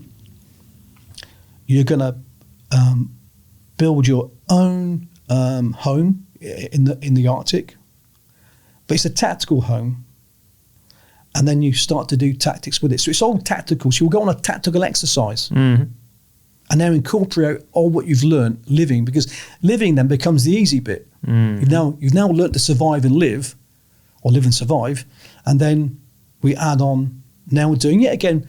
What you were doing anywhere, you patrol, but now it's in that environment, and you also learn that, limitations of what you can and can't do in the cold. So if you can do an ambush, but now, laying down in -20, it's a different game. brings out but you've still got to do it. Yeah. So now you do that for 3 months, then you go back for half a year, then you do it again. You and go again. back, basically, and then you do the same route. Now, of course, there's also the build-up to it, because the build-up also is 2 to 3 months. Yeah. So that straight away is 6 months of each year, because we're an Arctic brigade. I would say, though, that the one great thing about the Arctic is this. If you are not fit, if you are not well trained, you'll be easily identified, because the weather will get you straight away. So that's a very good leveler. Filtering system. For everybody. Now, because we've got a great filtering system before this, that we don't normally have a problem. We don't normally have a problem. Everybody in the company cracks it. Yeah. I've never seen anyone fail it or have a major problem. Of course, everybody has some sort of problem at some stage, even myself. The build-up to it is also includes mountain training. So at the end of the completion of the course, you're mountain and Arctic warfare trained. And when we do mountain training, we then go to Scotland, and it's really, really, we're used to working in the wet and cold, but this is super wet and cold, and it's super hilly. And we're used to going up hills, but now it's like this, you know. And to be quite honest, I thought it was just normal everyday stuff. Absolutely. It's just normal everyday stuff. Carrying heavy weights up and down mountains. And you could say, what do you learn from that? Well, I know one thing. If you can't do it, if you can't do that, in certain environments with certain equipment, you can't do anything. Because you can't move with the equipment you need to fight and survive. Or survive and fight. And it's not until soldiers can't do that and they're in that environment, you realise how weak that unit is. And I say that because it did happen in the Falklands campaign. So I think being able to carry equipment, which I thought was an everyday thing that everybody did, was normal everyday stuff. Didn't everybody do that? No, they don't. And if you can't do that, you're going to suffer, because eventually you haven't got the vehicle. So I would say that what a great foundation for it's a soldier. It's a great foundation. It's called the basics, and people just brush it off. No, it's so important. Physical fitness and the ability to carry heavy weights over long distances when you're tired and when you're wet. And when you're more tired and when you're more wet. And then when you are more tired and more wet, at the end of the day, you're able to sort yourself out, administer yourself, put up a good bivvy to protect yourself from the elements, or just survive the elements so you're fit to fight next day. Bearing in mind that we also do most of our work at night, so that is just a shelter to go back to and get maybe 2 hours sleep. But in that 2 hours, you can revive yourself when you're a fit, healthy lad.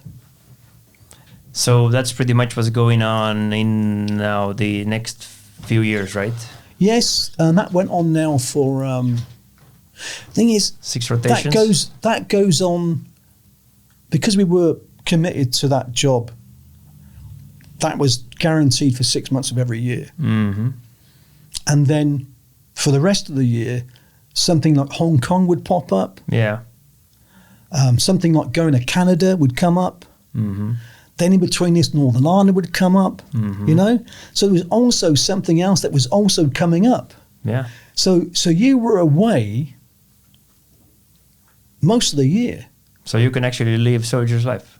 Yeah, and when you came back to camp, normally we're just getting a breather to re-administer, to do a bit of more training for the next relevant mission-specific job, if it was mission-specific, and normally they are, even some sort of way, to go again. So it wasn't boring. It was a constant, you know, and so much so that when I was 27 and I completed my first contractual tour, it felt like one long year. Well, not a bad thing.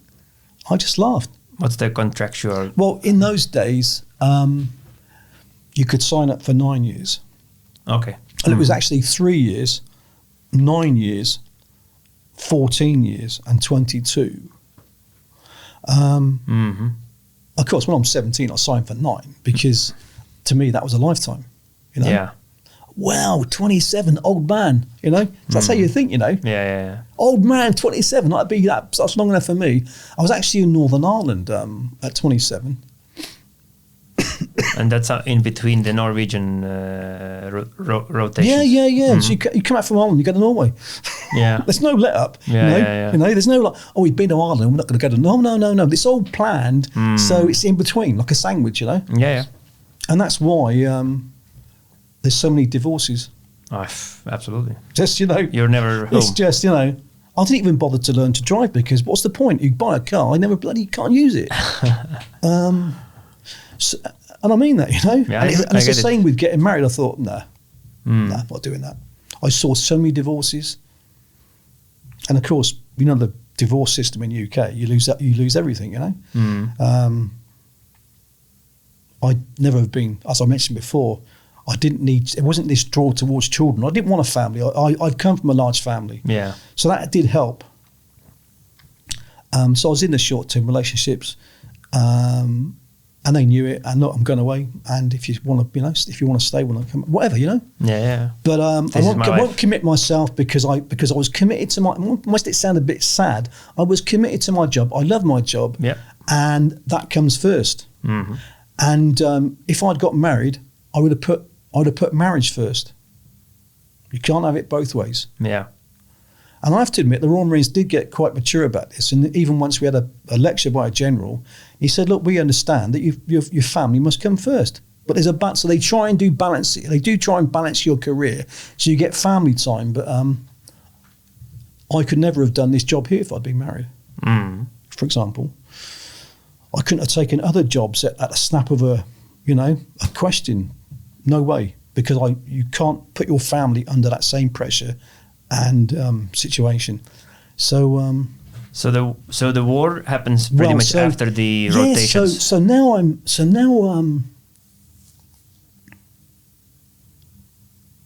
well, okay. Well, important thing now. At 23, I've now got my what's called a junior command course, and this is a major stepping stone. Because the Royal Marines are very strict, and so is the British Army, on its selection and promotion of individuals. Which is a good thing. Very good thing. Because without that, you can't identify what you've got. Mm-hmm. So I was selected for a junior command course, which is the course to be promoted to corporal, which is then means you are able to, not able to, well, yeah, it does mean you're able to, you proved you're able to be a section or squad leader, because we use both terms in the Royal Marines. And it's a very demanding course. So the good news is I've been selected for the course. The bad news is I've got to do the course. Because it's a ninja course, and everybody who's done it, it's renowned throughout the Corps. The junior command course. But I do know it's such an important stepping stone, because if you achieve this, first of all, you get your own section, then eventually you will get selected. If you're good enough to be a platoon or become a sergeant, then I can become a platoon sergeant. Which is in the Royal Marines in particular, being a sergeant, being a platoon sergeant is absolutely, what a fantastic job. What a job that's held in such respect. And you get in the sergeant's mess. Now,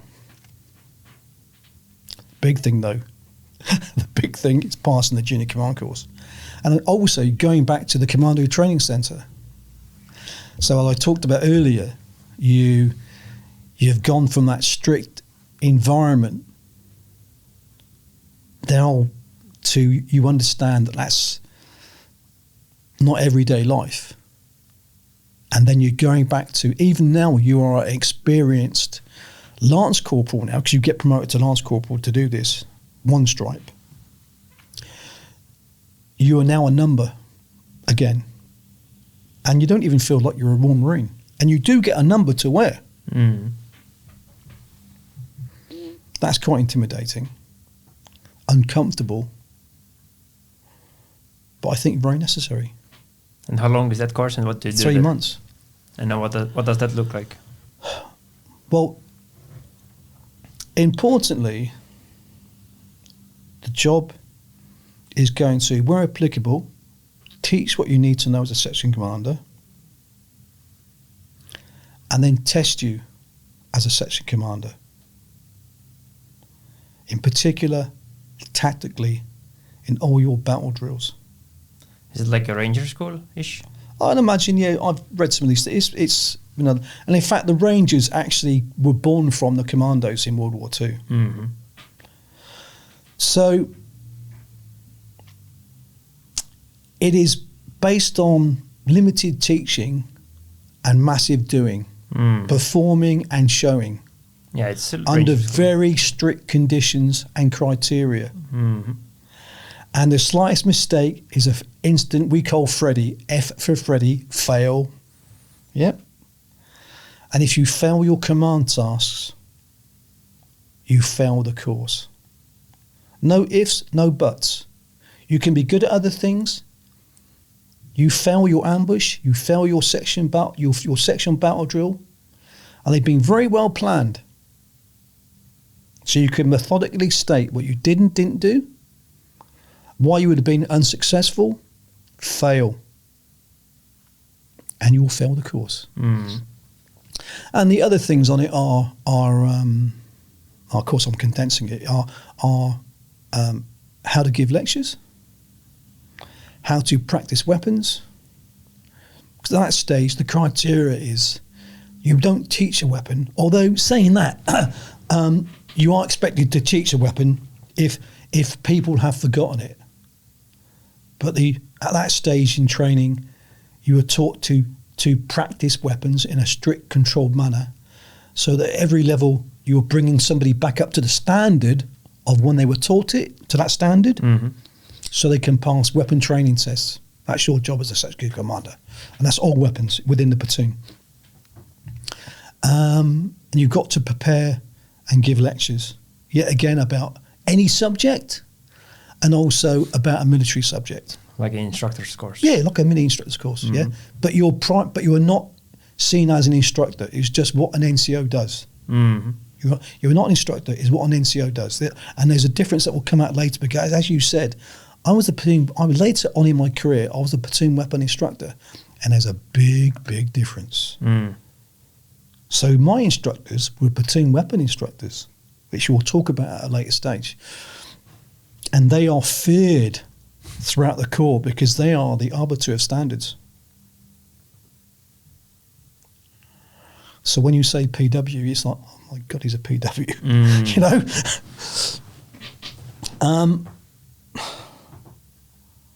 So that was a great course to do. And of course, it's done in a realistic environment with instructors who are cold, calculated professionals. And that's why you're just a number. There's no emotion. It's just can do, can't do, can do, pass, can't do, fail. And at the end of it, you have passed your junior command course.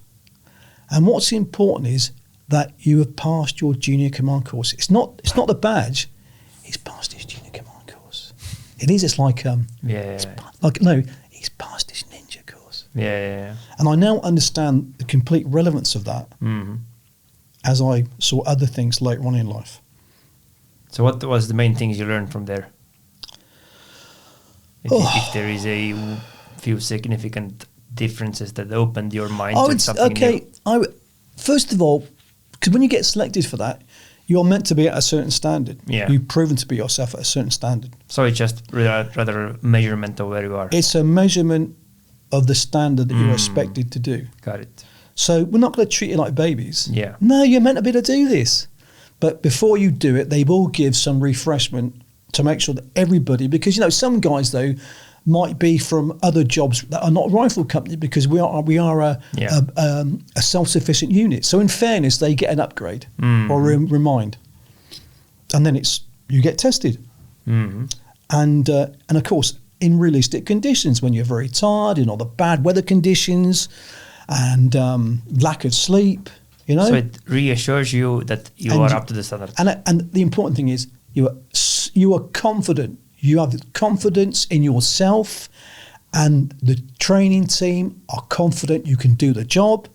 And the system, the Royal Marines know, and the officers and the other NCOs know, you've passed that junior command course. You are expected to do that job. You will do that job. That's it. So when you get somebody you don't know who holds that rank, you don't question, can he do that job? Well, of course he can. In fact, it never entered my mind. It never entered my mind because later on we may discuss some things I saw in different environments where rank does not guarantee performance, and you've got a massive problem. Absolutely. Massive problem. So really what I've learned in another environment later on in my life was how important that command course was. How important. And its strictness and its harsh standards are vital to the strength of the Royal Marines in any organisation. And I went full circle and became an instructor on that team, which was a privilege. And I also learnt a lot as an instructor on that team in Officers and NCOs Training Wing later on in my career. And when I was going through that course, I'd never have dreamed that I'd be in the office as an instructor, because they were held in such, it's like, that's not attainable, Yeah, I get it. And I did find it quite, I loved it. Yeah, I can imagine. I loved it, yeah. Sounds like a good time. Yeah, I did. I enjoyed it. Hard work, but I enjoyed it. So that's what made it enjoyable for you? Yeah, I enjoyed it. And I know that the people that I trained on that course enjoyed it as well, because I'd learnt a different way to behave, actually. I'll tell you, actually. I did something, so I'm leaping ahead, actually. But when I became a team member on that course, I did something that nobody else had ever done. I took my men into a lecture room. I gave them the brief. This was the start of the course, when they meet me, and they're all sat there going, oh my God, And I met them. I said, I am Sergeant Shephard. I'm your section instructor. These are the things I expect from you. However, you will see me in commando units at some time in the future. You will see me downtown having a beer. I said, don't you dare come up to me at some time in the future and complain to me about how I've treated you. Because I'm going to give you the opportunity at the end of every week to criticise me. And if you think I've given you an unfair score, you can confront me. But you better make sure you've got it right. Yeah? Now, I would never have dreamt of going up to one of my former instructors and complaining. Mm. You know, but I thought, you know, they never expected that. Yeah, exactly. You know, and I like that. You know, never expected that. And I have to admit, it's a dangerous game because you've got to make sure that you know what you're doing because yeah, again, these guys are experienced Marines. So you're putting yourself on a accountable position. Yeah, You very let much them so. take- Which I didn't have to do because Yeah. I'd earned the right to do what I did. Yeah. But I found it refreshing for them and for me. Mm. And that's why I had guys at the end of the course thank me for what I'd done. And also I got told that I'd given some fresh air to the system, you know. Yeah, it makes sense. I mean, it's a good part of It was. I thought it was good. Yeah, absolutely. You know, and but I had to make sure that, and I used to write every time I debriefed somebody, Mhm. and I had my own shorthand, and I write down everything they said. You know, for example, with orders, the orders process and their plan. You know, because if they make a plan, they say the wrong thing, or I should say, decide the wrong thing, they're going to fail.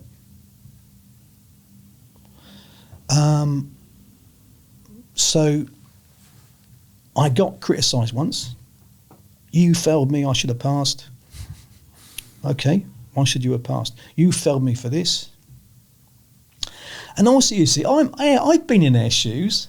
When you go, they all talk amongst each other and say, what a bastard he was. He did this, he said this, I did this, he was wrong. Mhm. Okay. You said this, you did this. Now, as I'm saying this, the other part of the section now, oh, actually, he's right, he did say that, he did say this. And I'm giving a real-time example now, like I remember. So I said, really, if I didn't fail him, I gave him 60, which is just 59 is fail, 60 is pass. This is just one example. And he complained he should have got a higher score. I said, really, I could have failed you for that. I could have failed you for that. But I decided it was enough. So you should be grateful about that. But I don't think I even used the word grateful. Mhm. I wouldn't have used that. It's not professional. I said, so you were lucky. In fact, I know I wouldn't have used that word actually. I said, so I had to make a decision, pass or fail. And I thought you'd just done enough. But I could have failed you. But yet again, my own attitude is, if we call it on the fence. If you're on the fence, I'm going to pass you. Mm. That's my attitude. The old school was, on the fence, I'm going to fail you. And I thought they took delight in that, which I thought was unnecessary. Because if you failed, it's clear. Simple as that. It's clear. But, yeah, that's good enough. Only just, though. But it's still good enough. So And at the end, everybody understands that I've been fair. And I think that's important. It's not for everybody. And it wasn't in any sort of supervision that I was told to do. It was my own choice. So now you have passed it. So now I've passed it, yeah. What's next for you? Well, unfortunately, there's some good and bad things out of this. Unfortunately, normally the process is, the Corps is short of NCOs because they will not promote you until you've passed that course. So as soon as you pass that course, you are on CO's orderly room on the Friday, you'll be promoted.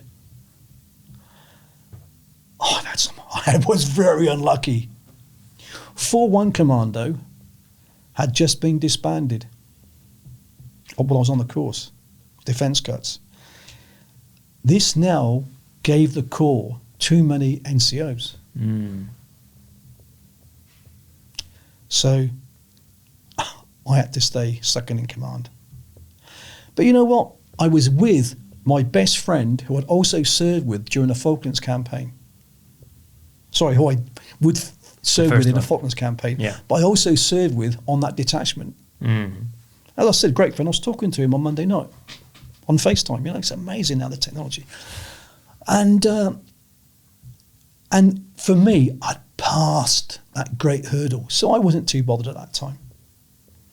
And if I'd been promoted, I always see the good out of bad. I wouldn't have served with my great friend in a great section in a great company. I'd have been probably put in another rifle company. So I do see some good and bad out of that. The good news was I was able to be with my great friend during the Falklands War, and of course I took over the section when he was shot. and I got promoted. So now you're in one place, and But I got to tell a funny story. I will jump ahead actually. Sure. So he got shot. I got promoted. You know, and when I got back to Southampton, my father was actually there with the family, and my father said, "I said, Steve got shot and I got promoted." He said, "What happened?" I said, "I shot him." And he burst out laughing because he actually had that military humour. Yeah, absolutely. You know. But anyway, that's now skipping forward. So now I've come back for my command course. I'm so happy, delighted I've passed that hard course. Mm-hmm. Also, it's 3 months under very strict conditions, so it's like being out of prison, you know. Yeah. I went to Norway. So it's, you know, you're not off the rocket, you know, it's continual, it's continual. Yeah. So then I went to Norway and did the normal stuff, except now, had I done it then?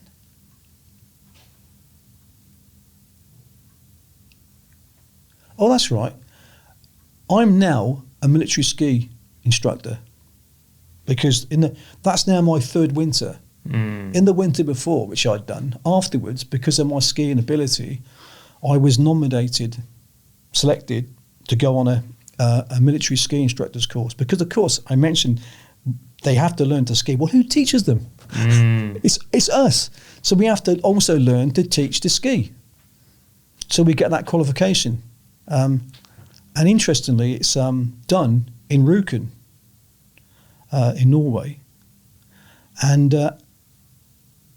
you've got the plateau of the mountain, and as you go from the mountain into the local village, have you heard about the Commando heavy water raid in World War II? Mm-mm. Well, in World War II, they blew up a heavy water factory, Norwegian commandos. Mm-hmm. Well, that factory is on that mountain. So I used to sometimes run down the mountain just to look at it, you know. So there's quite a bit of commando history to that mountain. Mm-hmm.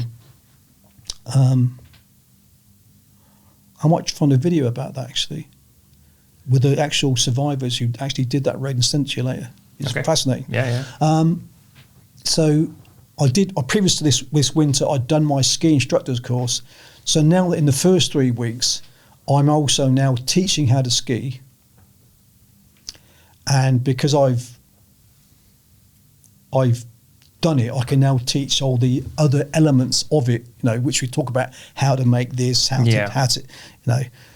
So that was then more enjoyable for me. So I'm not doing the Arctic warfare course. I'm basically teaching it, which is progression. Yeah. And then now we do the normal section, platoon, company, and battalion, then divisional exercise to finish that deployment. Mm-hmm. And on the completion of that deployment, great. And the funny thing is, you get back to England, and the weather isn't great, but compared to Norway, it's midsummer. It's fantastic, and you go on leave. So, on the Friday, I picked up the newspaper. And I couldn't believe it. The Argentinians have invaded the Falkland Islands.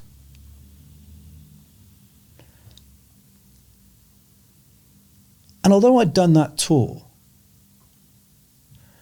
I could never believe they'd have been so foolish to do it.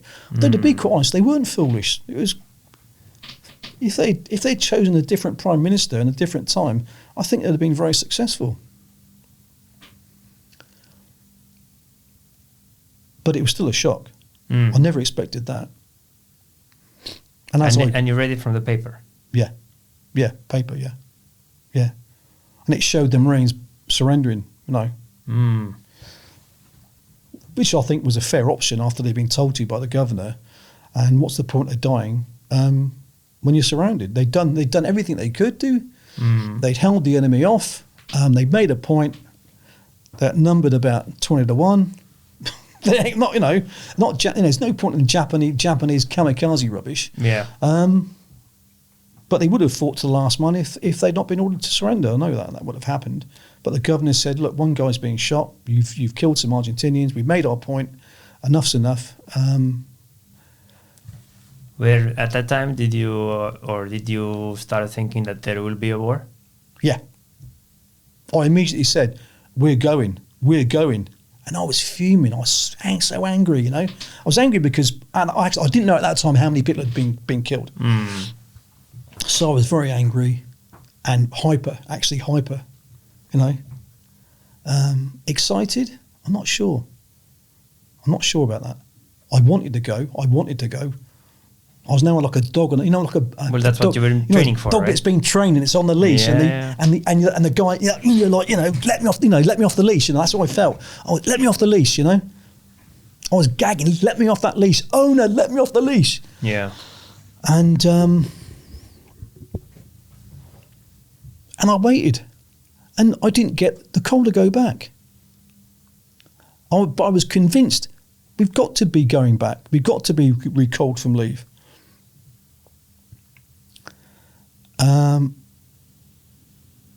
Now, we didn't have a telephone in the house. I'm in London now. Mm-hmm. My father had got a new job in London as an accountant in the London hospital. And he lived in this hospital house which didn't have a telephone in. And it was rented, he didn't buy it. He should have bought it, actually. Could have sold it for a fortune. It was in London. Mm-hmm. But anyway, so there's no telephone. But also, the routine is the police will come in and, get you, because that's part of the recall system. Well, that didn't happen. I later found out, though, that the police had come to the hospital because the house was in hospital grounds. But the typical left-wing hospital staff thought they were doing me a favour by not letting the police find me. God help us. On the Saturday, I rang up a friend of mine. I said, Chris, Charky, are you? No, not yet. And I rang up on the Sunday, and his mum answered the phone. She said, oh, he went back yesterday. He'd been recalled, And I immediately stormed back to the house, and my parents are in shock now. And I went, I'm going. And I packed my bag very quickly, And there was, I was quite naughty, actually. There was no, so I said I was like that dog on a chain, go. And it was, I came back, I just swept everything into my bag, and I'm gone. And it must have been shocking for my mother in particular, because all she knows is suddenly your son's gone and he's going to war.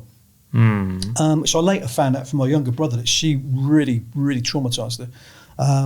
And my father, actually, and he said to me years later, yet again, that throwaway comment, he said, my father wouldn't let me go to war, and now I understand how he feels.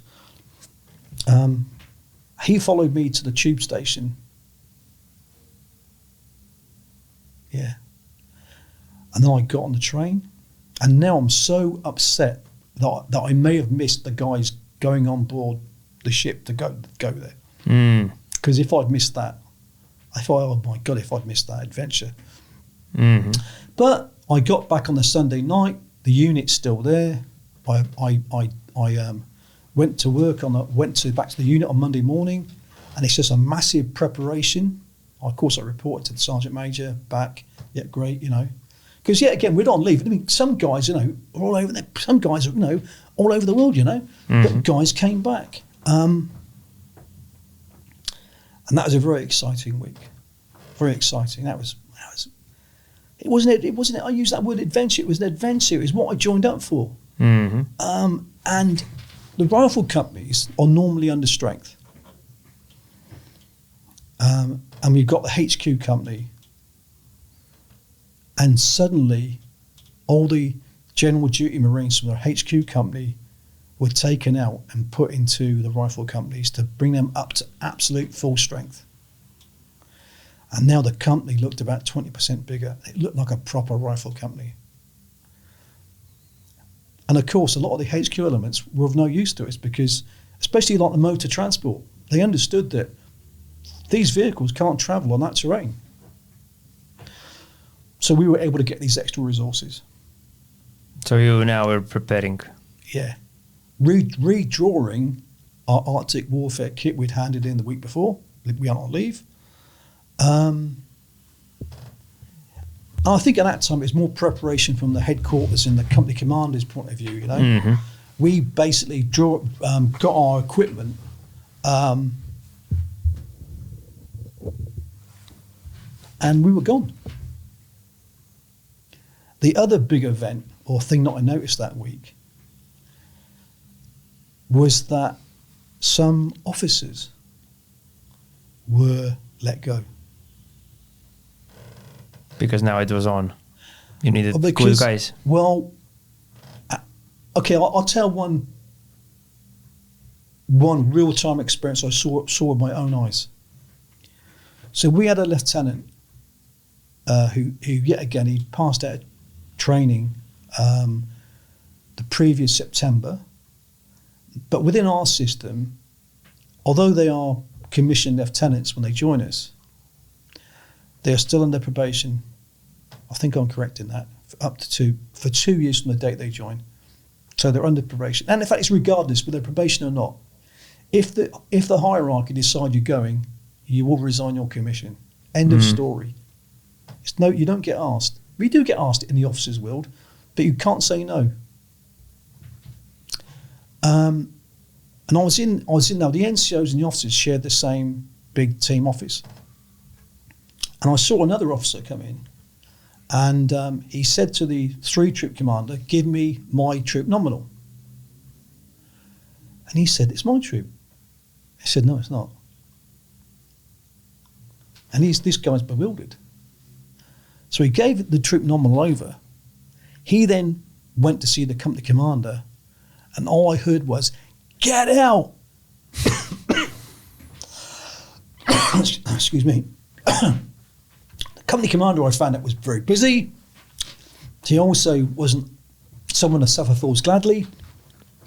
It had been decided that he was to have his commission terminated because he'd done badly in Norway, and they felt he was unfit to go to war. Mm.